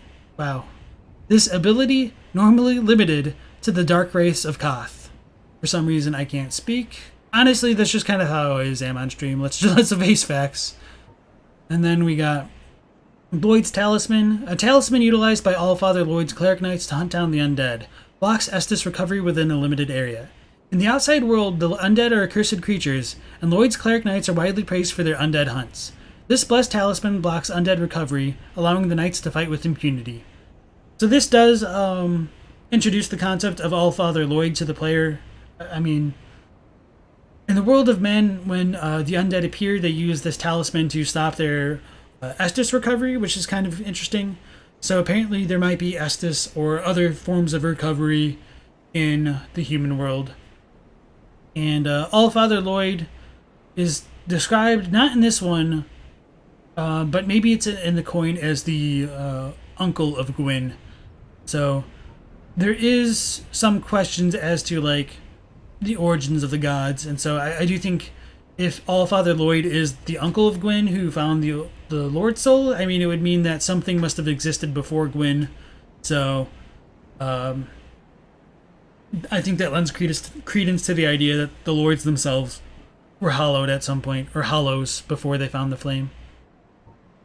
And I haven't read this one yet. It's the Black Separation Crystal. This black crystal, longest symbol of farewell, is granted to banished undead. The crystal sends phantoms back to their homes, or sends you back to yours. Beware of fickle use of this item if you intend to nurture relations. We already read the Homeward Bone. I guess I never read any of these souls. Okay. So, soul of a lost undead who has long ago gone hollow, used to acquire souls. Souls are the source of all life, and whether undead or even hollow, one continues to seek them.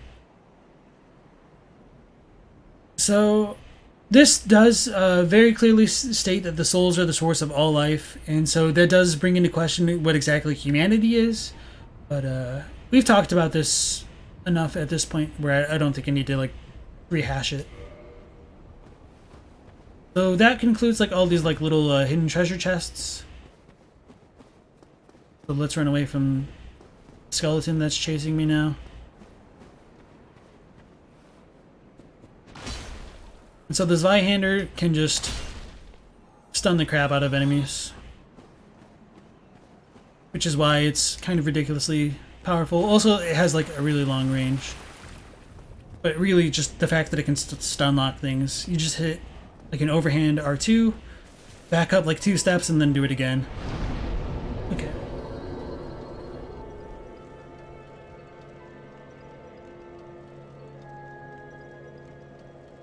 Philippe said, oh, Professor Gomez, welcome back. You said, greetings, even though your first experience was Demon Souls, you have a PS3, DS1 was what made you fall in love with Souls. Although you've played the game remastered, you heard the nightmares Blighttown brought to players.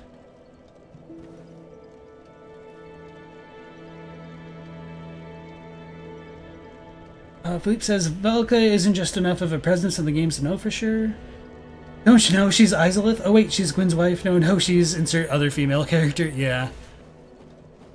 It's understandable why people want to try to find a place for her, but in so doing, I feel like even if you can paint Velka to a specific character, I think the real important takeaway is trying to figure out, oh damn, that thing lunged like a dog.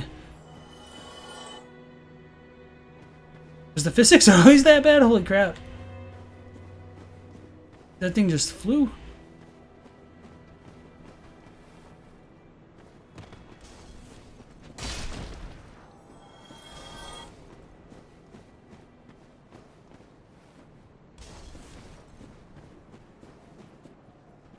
Oh, that's not how we go.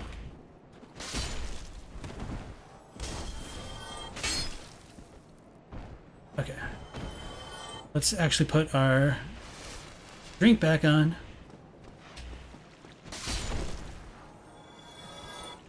And then we got another little hollow guy down there.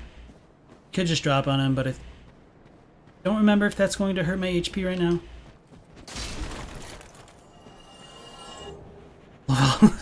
I feel like these slide way more in the remaster.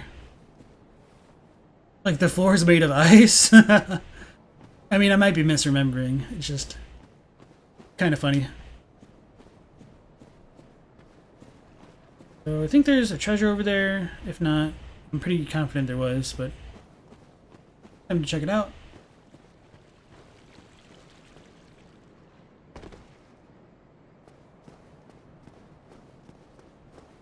Yeah, and so Domhnall is not going to be here yet because we haven't encountered him, so we get the Ring of Sacrifice. So nothing too important. Okay, so we've still got like a decent amount of health.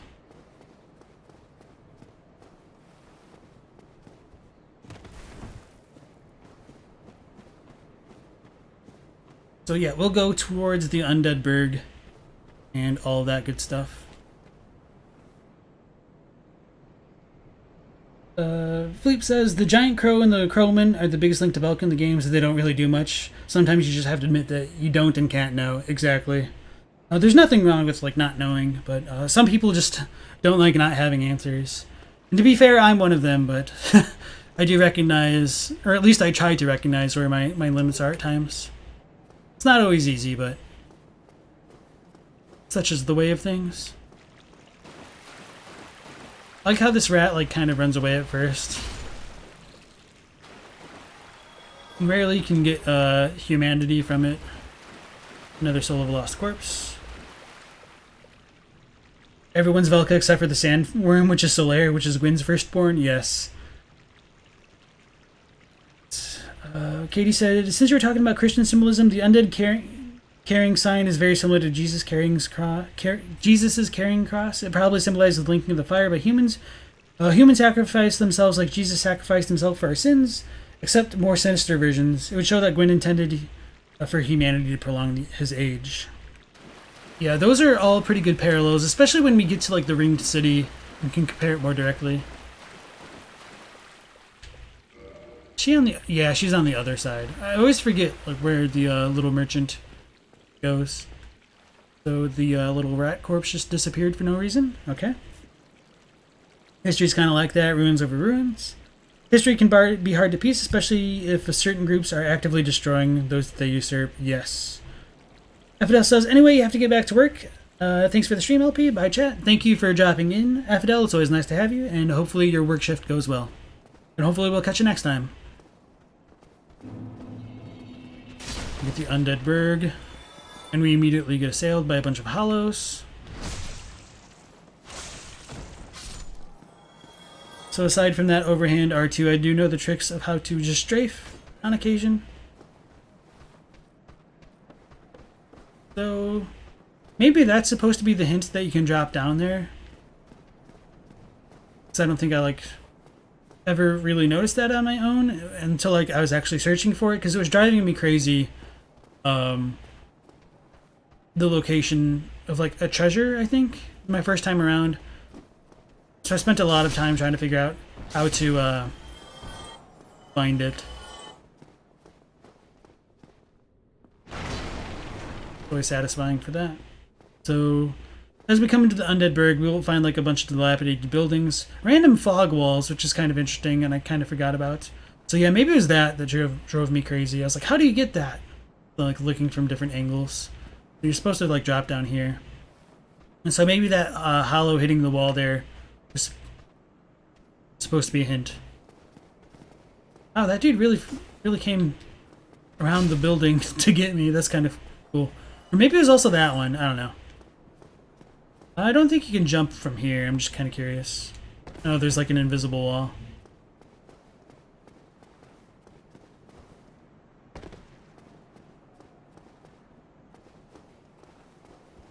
Oh, we can. Okay, sweet. I didn't know that.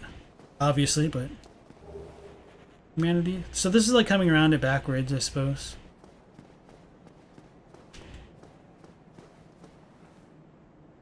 See, like, little dudes chilling on the walls there. Okay, let me catch up with you guys. Maybe I do want to go this way. I mean, we'll come back around anyway. At least I won't take fall damage. Fluent, welcome. You said, wow, the Great Zweihander bonk tactic's just great. Can't tell if that's sarcasm. I'm going to assume it is, but still take it as a compliment either way. So I think to like fast fall on the ladders in this one, you need to press circle twice, and I didn't know about that. And it just kind of blew my mind. I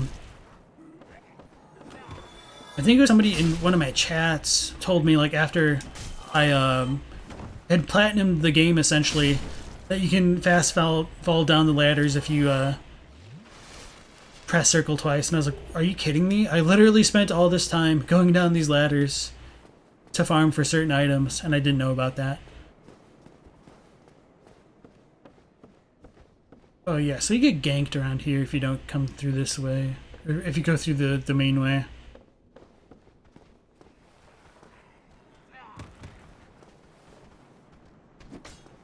Oh, so we throw stuff.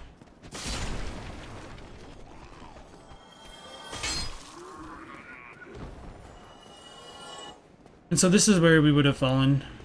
I just kind of going through it backwards, just because I could. I guess we should have fallen, because... Wait, how do we get that item then? Do we need to go in here? Yeah, okay. Almost missed that. Saw this item full of a lost undead. And then this random boarded up building. Always nice.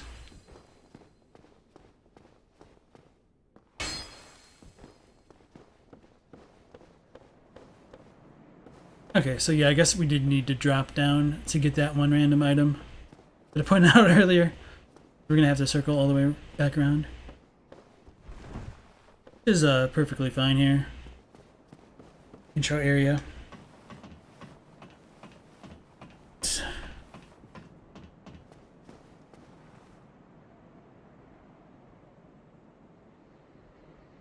That symbol is Gwyn's curse on us, what you see in the Ring City? Yeah. Emlyn says Saint Seiya gives a clear idea where Velka belongs and who she is. I doubt it. Humans are literally carrying the curse and burden for the lords. Elda says, Alex, the Zweihander was a game changer for you. The arc of the swing and its dagger. It's why you didn't use shields. Too busy double-handing. Alex says, the Ring City is called the Ring City because it was built like the Dark Sign. Everything has to do with the Dark Sign that Gwyn placed on our humanity. I agree. You were talking about these statues and the Ring City specifically, but you had a big brain moment and didn't include it. And then Faley says, can't believe you bloody missed this? Oh, the little area down here? I mean, it's understandable, like it is kind of out of the way. So I think you need to like jump to get there. Oh no, you need to break the barrels, duh.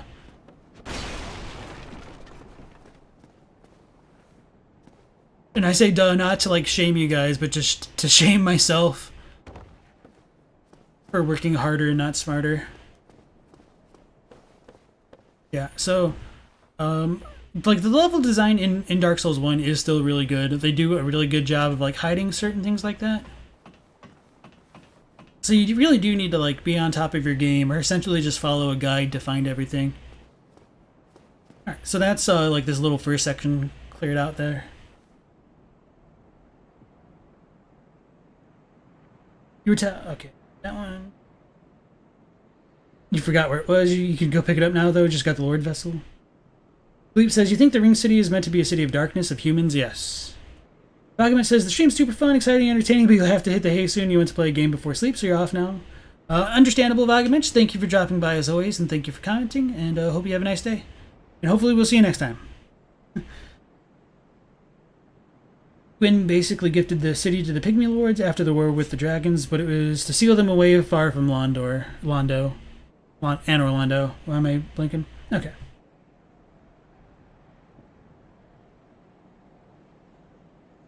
Bobbin says, fun fact from that ladder, you can glitch your way to the female merchant, the Lorberg in the depths. He left his daughter along there with the people who believed in Gwyn's reign to suppress the pygmies and humanity. Fluence is not sarcasm at all. This Zweihander was your main weapon through the first playthrough. It's amazing stuff. Okay. I mean, it is kind of like a noob weapon, but I mean, it's just so... It's so broken that for a casual playthrough, I'm just kind of like not focusing on like hardcore gameplay. It kind of makes sense. So this jump over here infuriated me for a long time because I tried so many times, and every time I'm pretty sure you just fall down like that because you need to go through it another way. Or maybe I'm misremembering. Maybe you can get it the first way. Okay, maybe not. But as we come through here, we can get back around there. It's just not straightforward, which encourages us to explore other areas. And then said, so you're on the Dark Root ladder singing Snake Eater for a week, not being able to slide? What? Oh, yeah. This Dark Root ladder singing Snake Eater. I don't remember that. The Dark Root ladder. Oh, yeah. With Midir. So I was just... Or not Midir, but Calamite. So I was just using the cliffs and jumping off, because I didn't realize you could slide. So this is what they call a Hellkite Drake. And that's kind of a cool foreshadowing of what's to come later on. And so this is kind of what I consider to be like the real introduction to Dark Souls. Because you got the like little sniper there in the background, and these like little hollow guys which will assail you as you continue along. So this area can be a bit difficult because you've only ever fought like one enemy at a time. So coming to the Undead Burg is kind of a step up in difficulty. And so to me this feels like the real first tutorial area.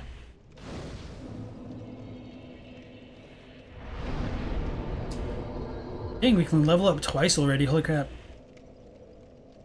So we're going to continue to level up strength until we can at least like one-hand the Zweihander. Which is kind of really already overkill. I should probably go actually, nah. I should probably just build up my vitality, especially playing like a HUDless run, but... Dark Souls 1's intro is pretty chill overall. Well... That's definitely a lie. Thinking about what mobs we're about to run into next.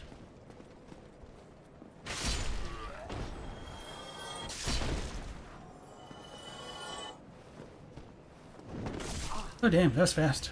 Oh, don't want to actually get hit by that.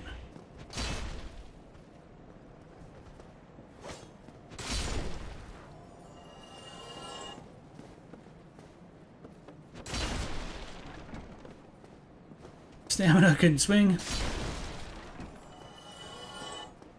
It's kind of funny, like, looking at how slowly the enemies move. Because my first time through this area, I mean, this was my first Soulsborne, it was just so painful. Because I didn't understand, like, how the enemies worked well, or how my actions worked.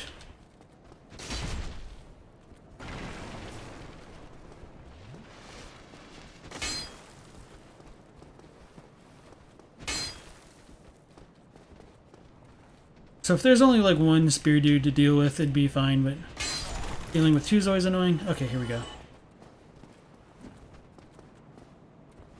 So I guess you can't go into the riposte after the shield bash. Maybe that's more of a Dark Souls 3 mechanic? I don't know about 2. I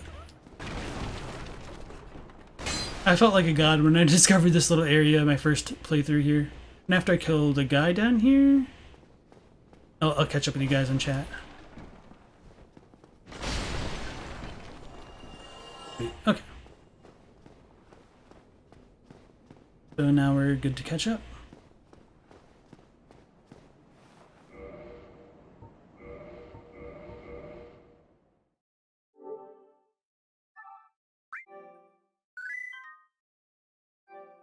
Elda said, you wonder, does the Undead Burg count as like the peasant rim area of the greater city of Anor Londo? I think so. It's kind of similar to, obviously, the Undead settlement in Lothric. Robin says, fun fact. Oh yeah, I read that one. scrolled a bit. More like a ghetto, but yes, Anor Londo is the city of the gods. New Londo was the capital for humans, but it's fallen apart before DS1. Indeed. Philippe says, something you're thinking of. Gale is a weird choice for a final boss. It's shaped like we were fighting some long-lost friend, but we met the guy once. I think the issue is that Gale's not in the main game, so there isn't a build-up to his fight. Yeah, I understand what you mean with that.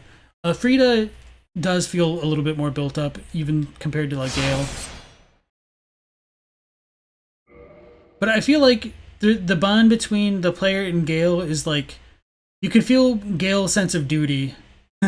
His sense of purpose in trying to complete his kind of undead mission. So there is that kind of, like, kindred spirit in what you're both setting out to do. So there is that kind of sense of tragedy that is still within Gale's fight. Alex says, we're at the end of the world fighting the last person with the Dark Soul. The last of the Dark Soul. So it's fire versus dark. Elda says, you wonder if you found that area? You like that the levels in DS1 have a lot of depth, but are also bite-sized? Levels start to get a bit too long in Bloodborne and Sekiro. I feel like Bloodborne has kind of small areas, like when you do, like, figure them all out.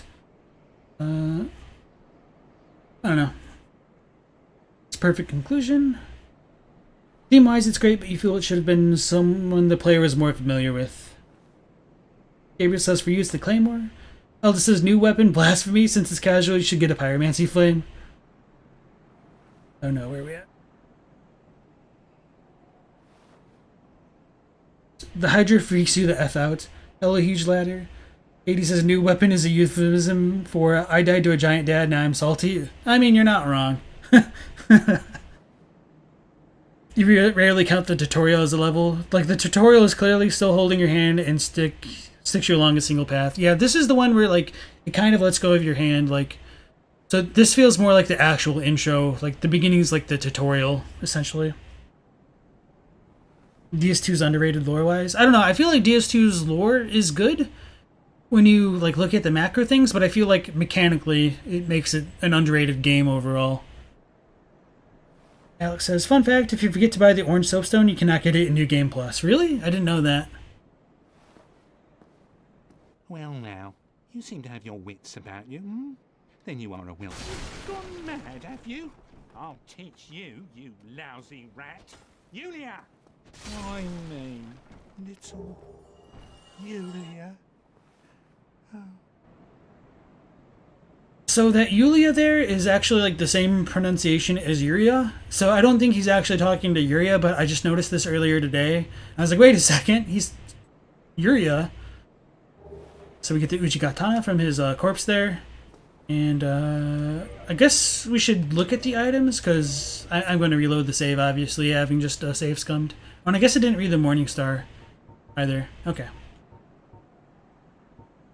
So this is a katana forged in an eastern land, known for its brisk slashing motions. The Uchigatana cuts beautifully and causes bleeding, but its blade is easily nicked.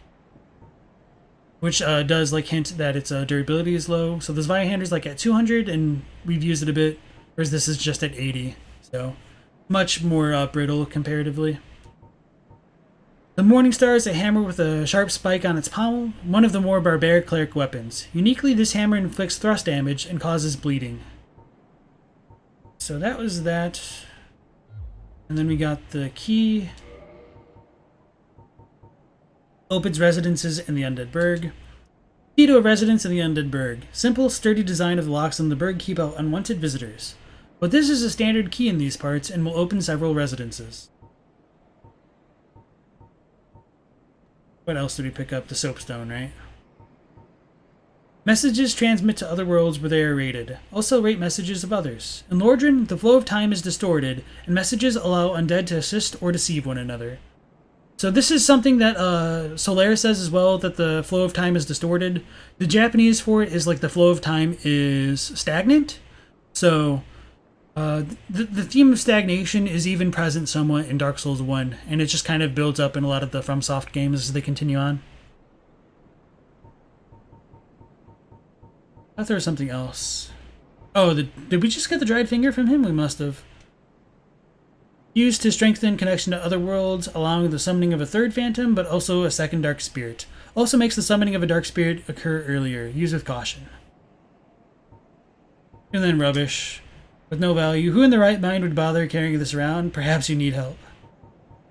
Alright, so that should be everything there. And then I just leveled up, so I probably don't have enough souls to buy anything from it. Download. No, I probably should just kill it. Because I don't think there's any reason to come back here later on, since he drops the key. But I guess I could look at the dialogue, that's kind of the main reason. Okay.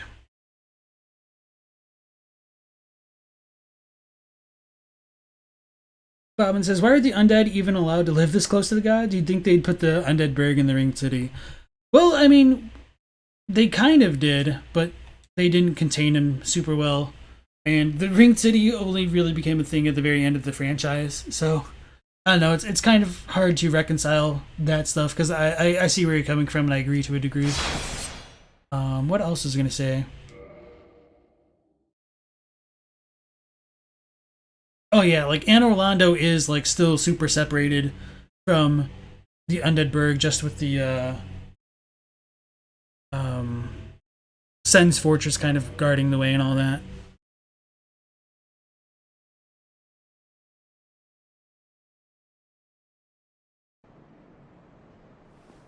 Philippe says, you'll agree that Gale still kind of works, you just wish you got to know Gale before his fight. That's fair. I mean, definitely free to feel that way. So some people have also wondered what this reference to Yulia was. He seems to be petting something invisible. Maybe it's a cat or something else.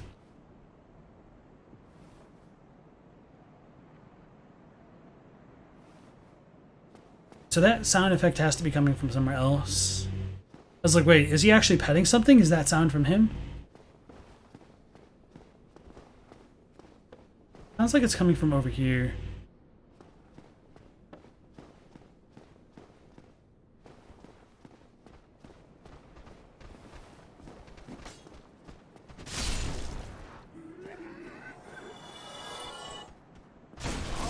Oh.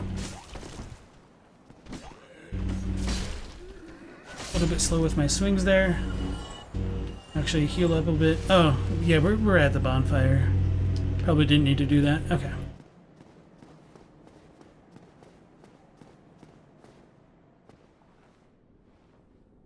Looking around over there.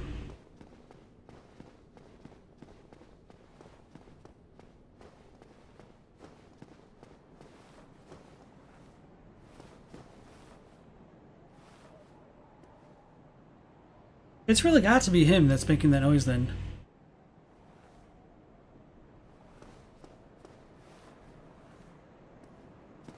I mean, let me go back up top.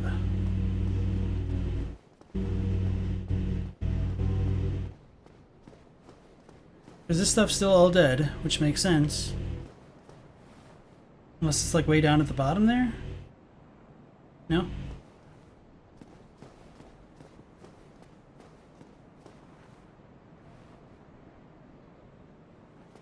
Maybe that's just supposed to be like a audio clue for the player to explore a bit more.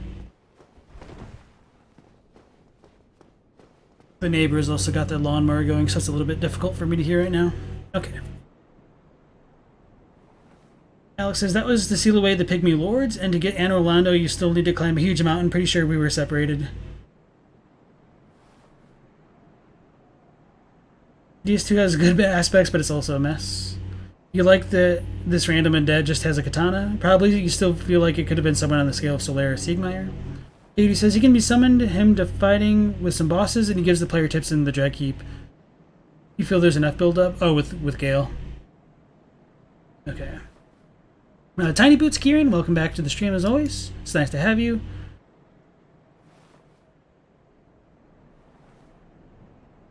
Bobbin says, pretty shitty area to live in if one key opens all their doors. It's a skeleton key for the Skeletonburg. You like what they did with patches? You actually prefer that we as an aimless undead fight another slave knight undead in a desert of ash fighting for the dark soul? Also, he leads you to him because he knows he'll be corrupted. Yeah. Your main point is that they wish they had planned more in advance and that Gale was more of a presence in the main game. Yeah, that's kind of true for like all of the games, unfortunately. Maybe Sekiro does it kind of best, but I mean the lore in Sekiro is also a little bit stark overall. You can only go to Anne Orlando via the messengers, same for the Ringed City, so it was separate. The lords had little to do with the tiny, puny humans. You heard a lot of theories about who/what's Yulia. Most likely that it's the katana. Yeah, that's a possibility. It is interesting that he is like petting something in the bucket that we can't see. But it's definitely not him because we still hear. I guess we could kill it to kind of confirm or deny it. Well now, you seem to have your wits about you, hmm? Then you are a welcome customer. I trade for souls. Everything's for sale. Things are getting treacherous in these parts. A horrible goat demon has moved in below. And up above, there's that humongous drake and a bull demon too. If you stick around this place, it might end up being your grave. The nervous laughter to end out like every dialogue always gets me. Here, I'm not here to chit-chat. We talk business, or we talk nothing at all. So one of the cool things about his dialogue is he does set up that there's the Taurus demon up above and the Capra demon down below. Like, I totally didn't realize that's what he was talking about my first playthrough. Yeah, it pretty much just washed over me. Like a lot of things, actually, but... Here, I'm not... We talk... So this will... Okay, we have 700 souls. It's not too shabby. Not enough for the dried finger. Oh, the bottomless box, though. So yeah, I do want to leave it alive for a little bit. So he does sell like a decent amount of weapons and shields. So this one isn't like phenomenal. Oh, so he's the one. He sells the heater shields. So for like a lot of classes playthroughs, like this is like the game changer merchant. I forgot about that. And then we can get more armor. So this is what the Crestfallen Warrior is wearing. A chainmail helm of thin interlinking rings of steel. It's common throughout the human world since it can be easily produced. It's not too heavy and offers good defense. Knights may favor flashy armor, but for warriors on the battlefield, anything is fine as long as it keeps them alive. So I feel like just in general that kind of suits the personality of the Crestfallen Warrior. I'm not going to worry too much about this stuff though. Pretty straightforward. And we've already got our good with our Zweihander. So we'll need a decent amount of souls actually. So it can live for now. I might want to buy a few firebombs. Just because they're kind of useful at certain points. Didn't realize he had the Lloyd's talismans. Bear powder. I'm not too worried about that. Actually, let's buy like... Okay.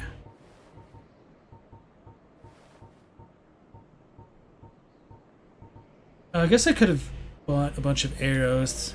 That'll be useful at times. Thank you kindly. Actually, I'm curious. What does this dude read? Oh. Probably not a lot. Unless his vision's better than mine. Okay. They got master locks on all their doors. Brant Katie's, welcome to the stream. Those $2 ones. Fun fact, most locks can be opened with a few simple tools. No lock is safe. Yeah.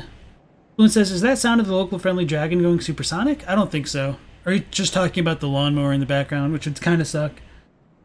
His VA is doing a great job. It's fun to have one last adventure with patches at the end of the world. Agreed. Then he kicks you down a ledge for old time's sake. Like that in this setting, most people alive aren't quite there. There's that feeling that everyone is just trying to cope and take life for what it is. I agree.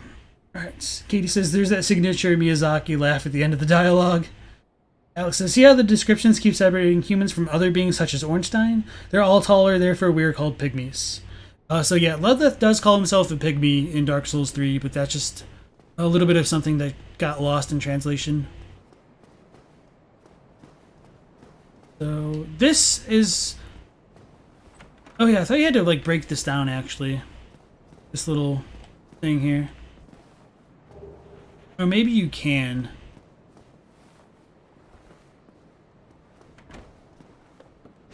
And it surprised me. No, maybe I'm just misremembering. Maybe it's only in Dark Souls 2 that you like really break down the doors. Alright, so this is kind of where I say like the real Dark Souls begins. Once you try to progress past like this bonfire and then fight all the stuff ahead of time. Or ahead of here.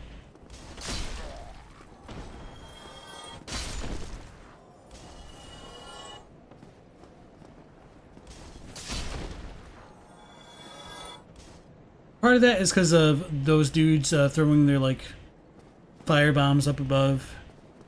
And then coming into this room, you deal with multiple enemies at once. Oh, that tracking was not what I wanted. And then we didn't roll. Okay. How much damage am I taking? Okay. So that room got me stuck for a long time my first playthrough just because, I mean, didn't have this Vihander and I didn't know what I was doing.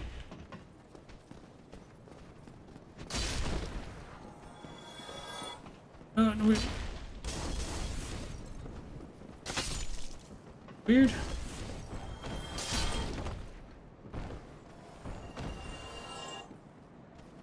Okay, I was like, what the hell? I thought something was following me.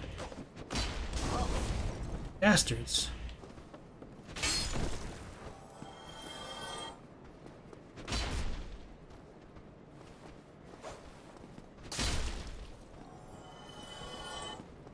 Weird.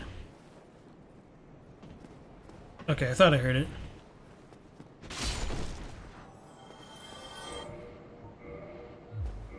It's probably worth healing for.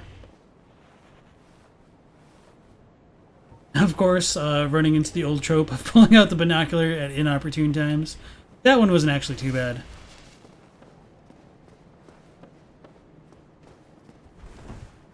Alright, going back to chat. Anything that keeps them alive but also makes your fashion is, I don't know your last word there. Atrocious? Odie says, when you meet Gale first, he's praying to Velka. To you, it seems like you're a godsend he asked for. He acts as if he knows you'll help him throughout his whole mission. You're fighting him right now. Yeah, so he recognizes that you're Ash, and apparently that's kind of important for their role. I thought there was more over here that was worth dropping down to this spot. Maybe not. Okay. Maybe it's just a different way to get down.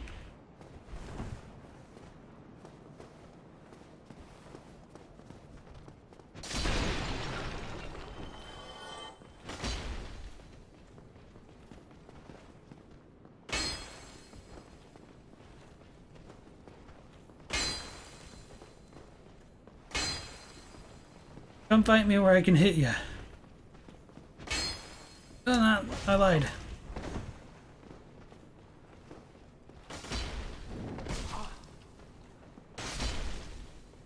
Getting clobbered by a regular old hollow. It sucks. I suck. Well, this is a good hint as to like another secret path. Don't think this is a mimic. It's pointing away. Were the good ones pointing towards us? Oh well, we can't risk it.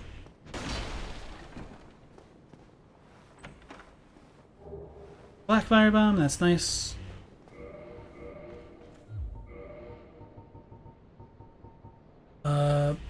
Black bisque urn filled with black powder explodes, inflicting fire damage.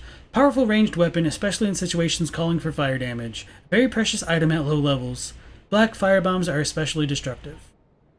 Many warriors use these to augment their strategic repertoire. Alright.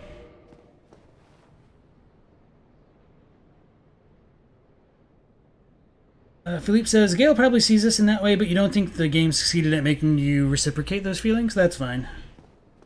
Elda said, you missed the merchant till way late in the game your first go-around. Yeah, when I was actually platinuming it, I forgot about it, because I forgot to rescue Griggs, I think. So I had to, like, come back.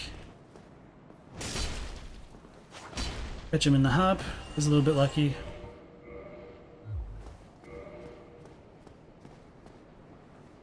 This one's locked. Is this the one that you need to hit? Maybe I'm just fully misremembering. Anyway.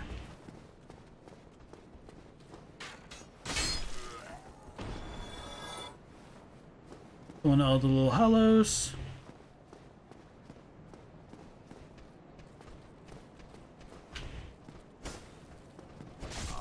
Damn it.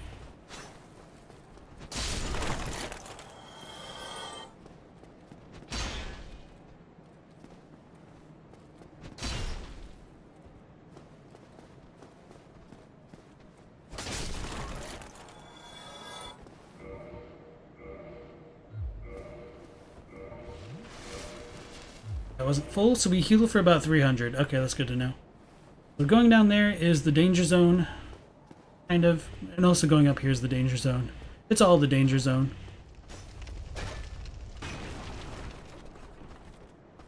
Dude just kicked a barrel at us. Alright, well, on for danger zone number 1. I don't remember if you can sneak up. I think you can.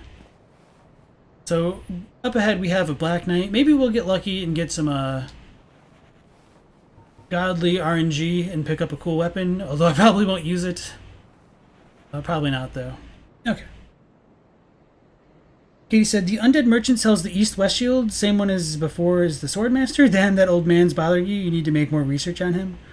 Alexander says, have you heard about Blasphemous? Then you should have to break out your Spanish books, not Japanese. Freaking amazing game. We're playing it with the Dark Souls series now. No, you're not the first person to bring up Blasphemous in relation to Dark Souls as well. I might need to check it out at some point. There's honestly like a lot of stuff I still need to do. So that'll probably go on like the back burner, unfortunately. So I know some people have theorized that Havel got trapped into the building over here, the Havel Knights, because this bridge got broken down. And I think that's a cool idea. And it might have some traction. But as to who did it, I think it should be kind of clear that it would have been like the quote-unquote divine blacksmith in the Darkroot Garden. Bobbin says the first mimic is in Sen's Fortress. Okay. Yeah, that totally rings the proper bells. Just that phrase in general. So I think this dude scripted to turn? No, but I screwed up. Oh, that's not cool. So, this is how we deal with Black Knights. You run away. I'm only half joking here. I just need to get him into an open area and deal with him like the scrub he is.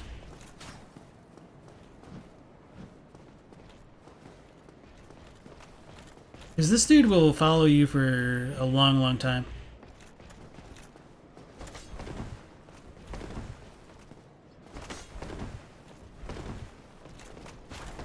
Alright, I don't remember if we can just stagger him. That's not good. Yes, okay. That's right. We have this Vihander. Of course we can. Ugh! Oh. I screamed more than my character did. I was afraid of that one.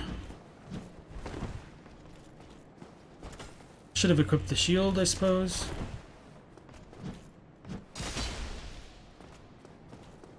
So I'm trying to strafe him, but without a shield it's a lot more annoying. Oh, we screwed up. Okay, that's fine. That's the Black Knight.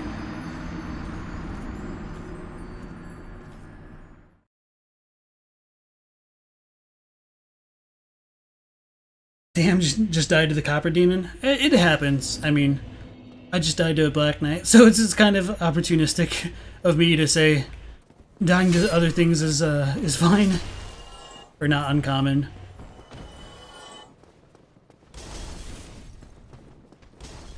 Oh, he came out early.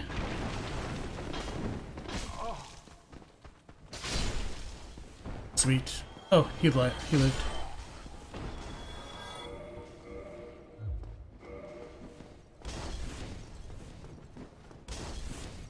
I guess I need to kill these ones first.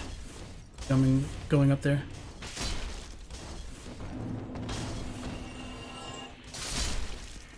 Oh, got lucky with the arc of that swing there. Okay. So now this shouldn't be too bad. Got locked inside the tower by your dear friend. Oh god. I thought I was dead. Pretty damn close to it.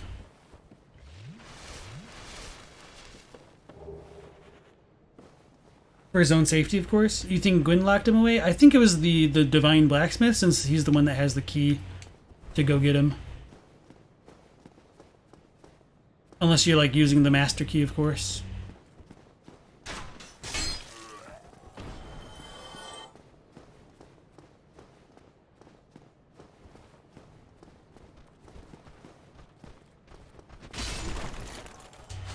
Oh, I was trying to roll but didn't.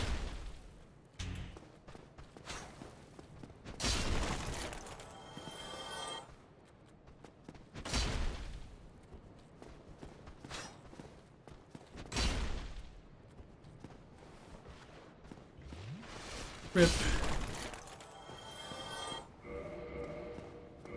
Oh wait, we're two-handing, so I can't I can't even use the shield strat. I mean I could, but probably just need to go for the stuns. Okay, we got a longsword. A little bit of a lucky drop.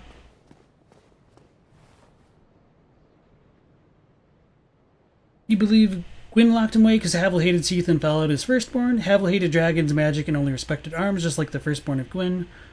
Bobbin says, you figured Gwyn locked him up because he was plotting to kill him. I don't feel like Havel was plotting to kill Gwyn. I don't think there's enough evidence to go with that. Alexander said, you think it's plausible? You believe there's a plot against the gods, and you see evidence in the painted world, where you find what can kill the gods. I mean, I watched that video, and I have a lot of issues with it. I was way too loud with my approach there.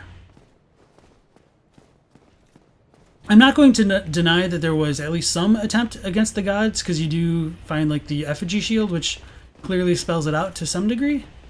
But a lot of the connections I felt were dubious at best, or just outright contradicted by certain pieces of evidence.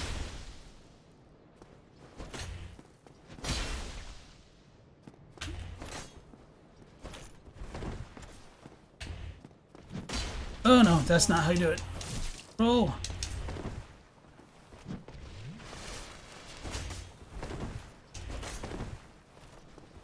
Probably need to heal again. He's scaring me.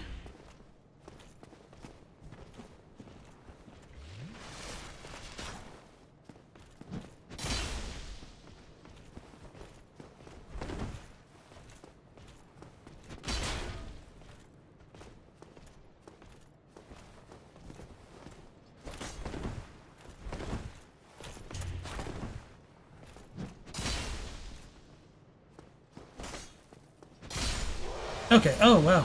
I thought that was going to take a lot longer. We got a chunk.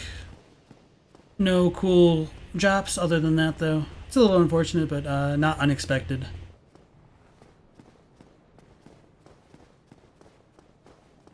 I just forget how much raw damage this Vihander has, even at such a low level. So let's check our souls right now. 3,700. The blue tier stone ring, we definitely need to equip that, especially for a headless run.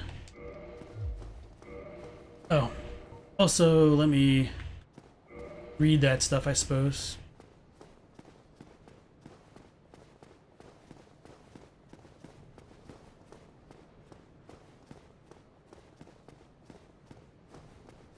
So let's go back to the merchant friend, turn in some stuff.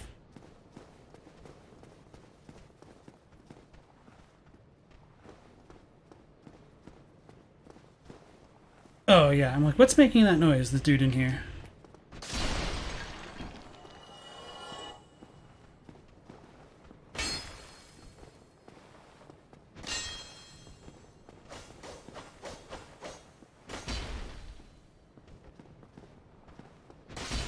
Alright.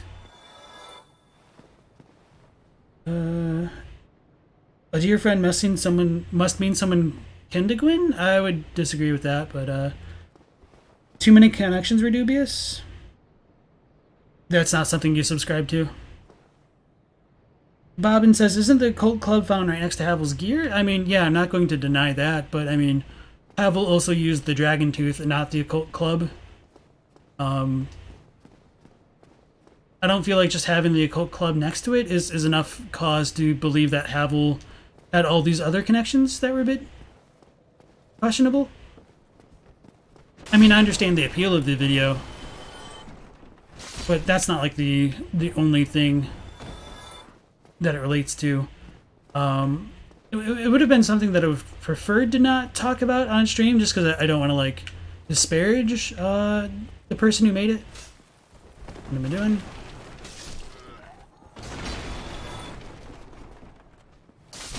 But like one of the theories was like brought up at some points was that Seath was the one who petrified the divine blacksmith over in the Darkroot Garden. But when we look at all of the blacksmiths from whom we get the coals from, they just kind of all have the same appearance. So there's a lot of things which were like bits of circumstantial evidence that was taken positively for the argument in one capacity, and just it ignores the counterexamples that go against it in different spots. Like lightning being solely related to the gods is a bit contradicted, just because like the drakes in the Valley of the Drake, they breathe lightning, amongst other kinds of things. Still keeping your mind going. Never hurts to splurge when you're doing some. Probably should have listened to all that. Got 4,000 now. That should be good enough to get. Damn it, just those two. We'll come back for the bottomless box. Oh. Leave that there for now. He's not going to go anywhere. But it's nice to get the residence key and the repair box. Oh yeah, you actually have to repair your items in this game, don't you? And maybe they do get repaired at the bonfire. I don't fully remember. That body was scaring me. Alright.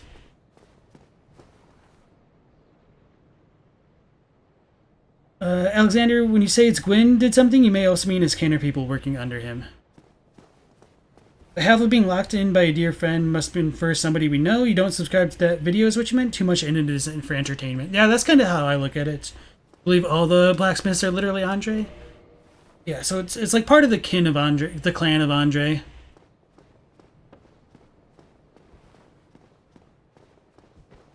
This one. Gold pine resin, so that allows us... Oh yeah, I never looked at those items. I said I was going to. Oh, let's go this way. I don't remember if we unlocked that gate from coming from the bottom section of the burg, or if we needed the key first to unlock this. It does not open from this side. Okay, that kind of clarifies that.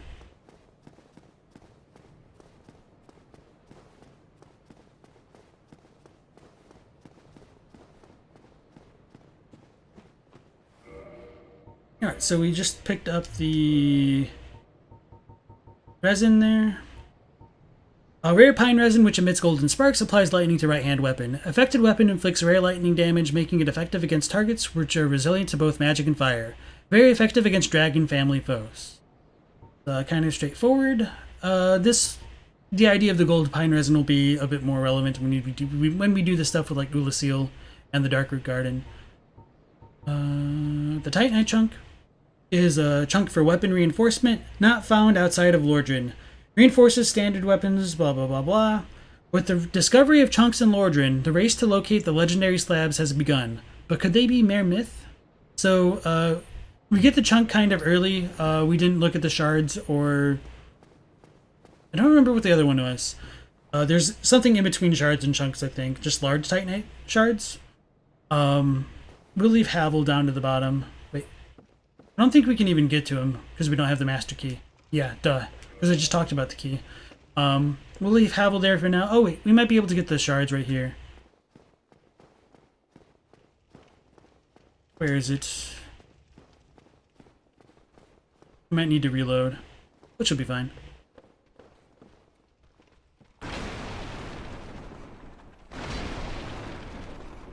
Oh, there it is.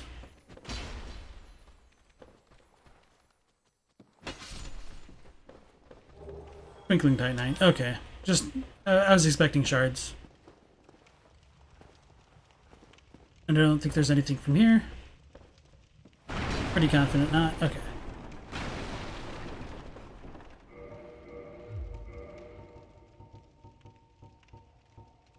This weapon reinforcing Titanite is imbued with a particularly powerful energy. After this Titanite was peeled from its slab, it is said that it received a special power, but its specific nature is not clear. So, Titanite shards pretty much just say that they all came from the slabs, and so this is what the chunk is talking about, like the slabs there. And they're what's used to upgrade the weapons, obviously. And so coming into this next fog wall, we will get our kind of next boss battle. We're at almost full health. Okay. How many Estus? Oh, we only have one Estus. Okay, we could probably still win, though. Alright. Mathota, welcome back to the stream. You said, hey LP, we doing a lore playthrough of Dark Souls 1 now? Yes, we are. Bobbin says they all certainly look like him. Alexander says, you really like that Andre survives through everything, and the reason is he never loses purpose, because there's no shortage of weapons and armor forging in the world of Dark Souls. So it is a bit questionable whether the one in Dark Souls 3 is the same Andre. I think there's enough in Miyazaki's interview to suggest that it's a descendant as opposed to like the original one. But with that being said, it is still weird that if it is a descendant that it would have known of the giant in Anor Londo. So there is a good reason to argue that Andre is the same one throughout all of the games. I guess one counterpoint would be that since the Andre in Dark Souls 1 permanently stays dead, you could take it as being a different Andre. I don't know how that works out exactly. Maybe he just hadn't gone undead yet. You remember to climb the tower, take the plunge? You said, same with Patches, there's no end at human greed, and he also never runs out of purpose. Patches kind of punishes the greedy while being greedy himself. Manny Stegall, welcome in. You said, hey LP, you've been binging the videos for the past couple weeks. You're glad to finally catch a stream. As a longtime Soulsborne player, it's great to hear from such a fresh and new perspective. Well, thank you very much. I appreciate that. And welcome in. We're actually approaching like the end of the stream, but we've got one more boss, so thank you for coming in for as briefly as you have. Bobbin says you're off to bed. Great stream and good chatting with all of you fine folks. Until next time, thank you very much, Bobbin, and have a good night. And we will pick this up tomorrow again at 1 p.m. Eastern Standard Time. So hopefully we don't get scrubbed by this Taurus demon. Does he not spawn? I'm confused. Maybe it's because it's our first time coming in here. Oh, that was a god stab right there. And a light crossbow. Okay, that's cool. So this is a boss arena. We can show off a lot of stuff from up here. Let's check out the light crossbow before we do all that.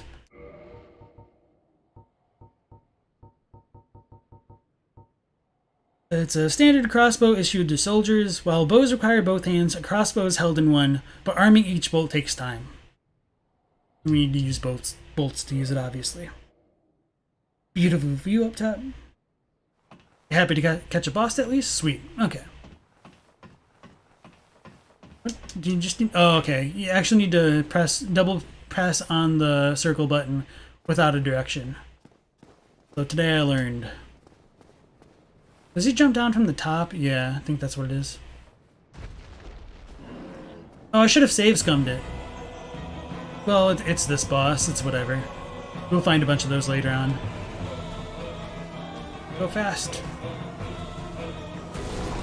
He hit me.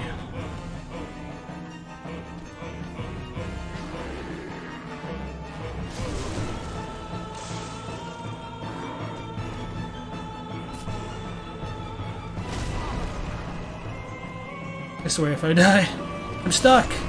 I was stuck in there. Yeah, that's a kind of sad death, but sometimes that happens. At least we got the footage of him jumping off the tower to look pretty decent. And now we should be able to go into it with more Estus. Not that it should have been necessary in the first place, but sucks to suck.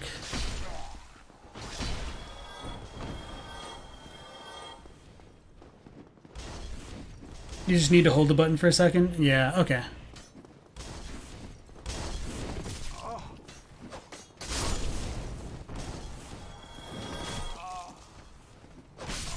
Oh, there's something behind me? They follow me? That's like I'm getting tilted. Oh, it's probably the ones from the first one, like the first area that I didn't kill. Let's YOLO.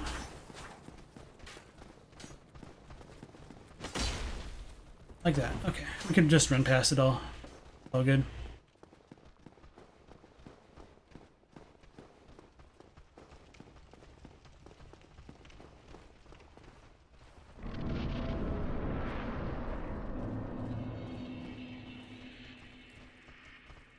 Okay, so that's different.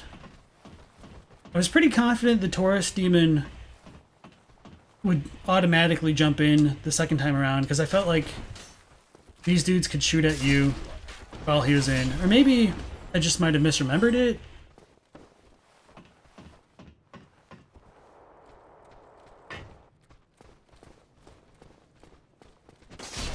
Oh, that actually scared me a little bit. Surprised me. Let's heal up to full unless this dude's... in case this dude's going to be a jerk again.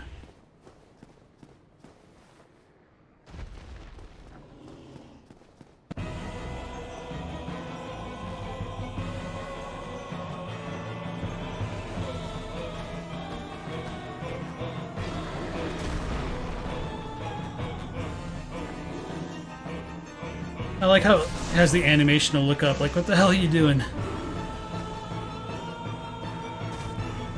Here we go. Oh, I guess I was a little bit slow on my roll. I guess I was a little bit fast on my roll. Oh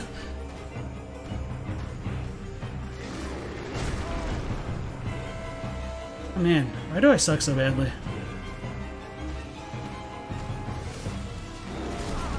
Guess I should have shielded, or like blocked it a little bit.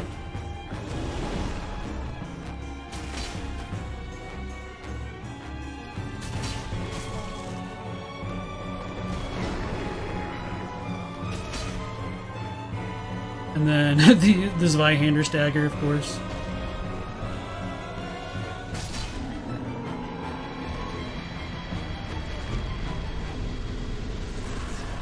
Alright, so that's how you screw up, look silly, and then make it look like a joke at the same time. We get Humanity and the Homeward Bone from that boss. This will actually be a pretty good stopping point considering what awaits us ahead there. So, for these streams, I do like to run for about 4 hours, given or taking away like some of the context for the game. So I really like to go for about 3 hours, but just in the interest of like speeding this up along, I'll be running closer to 4 hours unless I have other things going on. All of the F's in chat, thank you. Green MCT, welcome to the stream. So gentle of him, yet so manly. Just in time, welcome back. You were just in time, back from work. Did you win yet? We died and then we won. So... okay, so it looks like the Tearstone ring in this game has a red aura. I have 14 HP. That's kind of funny. And then we're out of Estus. Okay. He jumps up there after he has enough of your crap, just like the Asylum demon. Yes, I guess I could have shown that off just for the footage, but nothing too important. Green MCT says, you just ran into this channel about a week ago and you've been binging all the Soulsborne content? Great stuff, man. Keep it up. Thank you very much. Hopefully we'll start increasing to that Soulsborne content with more Dark Souls-oriented videos in the future. Alexander says, Owen and Orlando also enslave demons. Do you think that Leto has trapped Havel on Gwyn's orders? Leto would be a good choice as to somebody who would have trapped in Havel. Alexander says, the messengers are the demons, and I use the demons for the guards. Justin says, you hate this boss because it can drop the demon's great axe, so you gotta save scum until you get it. Okay. I forgot about that. I thought, isn't it that you need to kill them on the first try to get their demon weapons. But I think you can get the great axe from Snuggly, Snuggly's in this one later on. All right, everybody. So we are just over the 4-hour mark, and we just kind of finished off with that boss. Tomorrow we will continue on with looking at our grossly incandescent friend in the near future, and continue on with the Undead Burg from there. So for all of you who've stopped in for today, I do appreciate that. We will go live again tomorrow at 1 p.m. Eastern Standard Time. And if you're watching this later on, I appreciate the views. So until next time, take care and stay safe.